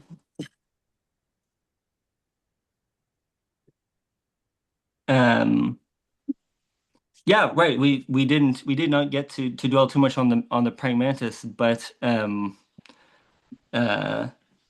what is what's what is entertaining about that example is that he doesn't know what he's supposed to what mask he has on in front of the pragmatist. It could be another. I mean, it could be a insect, the same insect of the opposite sex, in which case he would be in trouble. But there is some kind of relationship of faith that he won't have his head eaten off.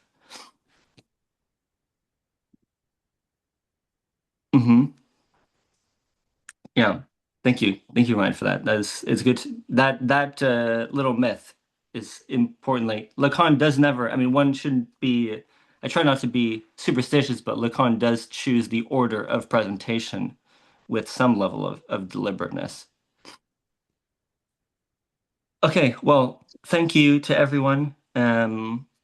And you can see what we'll do next week, just the next three chapters. I know Ix got to talk about the optical schema a little bit, and but maybe next time we'll start with that to kind of figure out what is its pieces or its meaning. Okay, without further ado, next week, enjoy the weekend.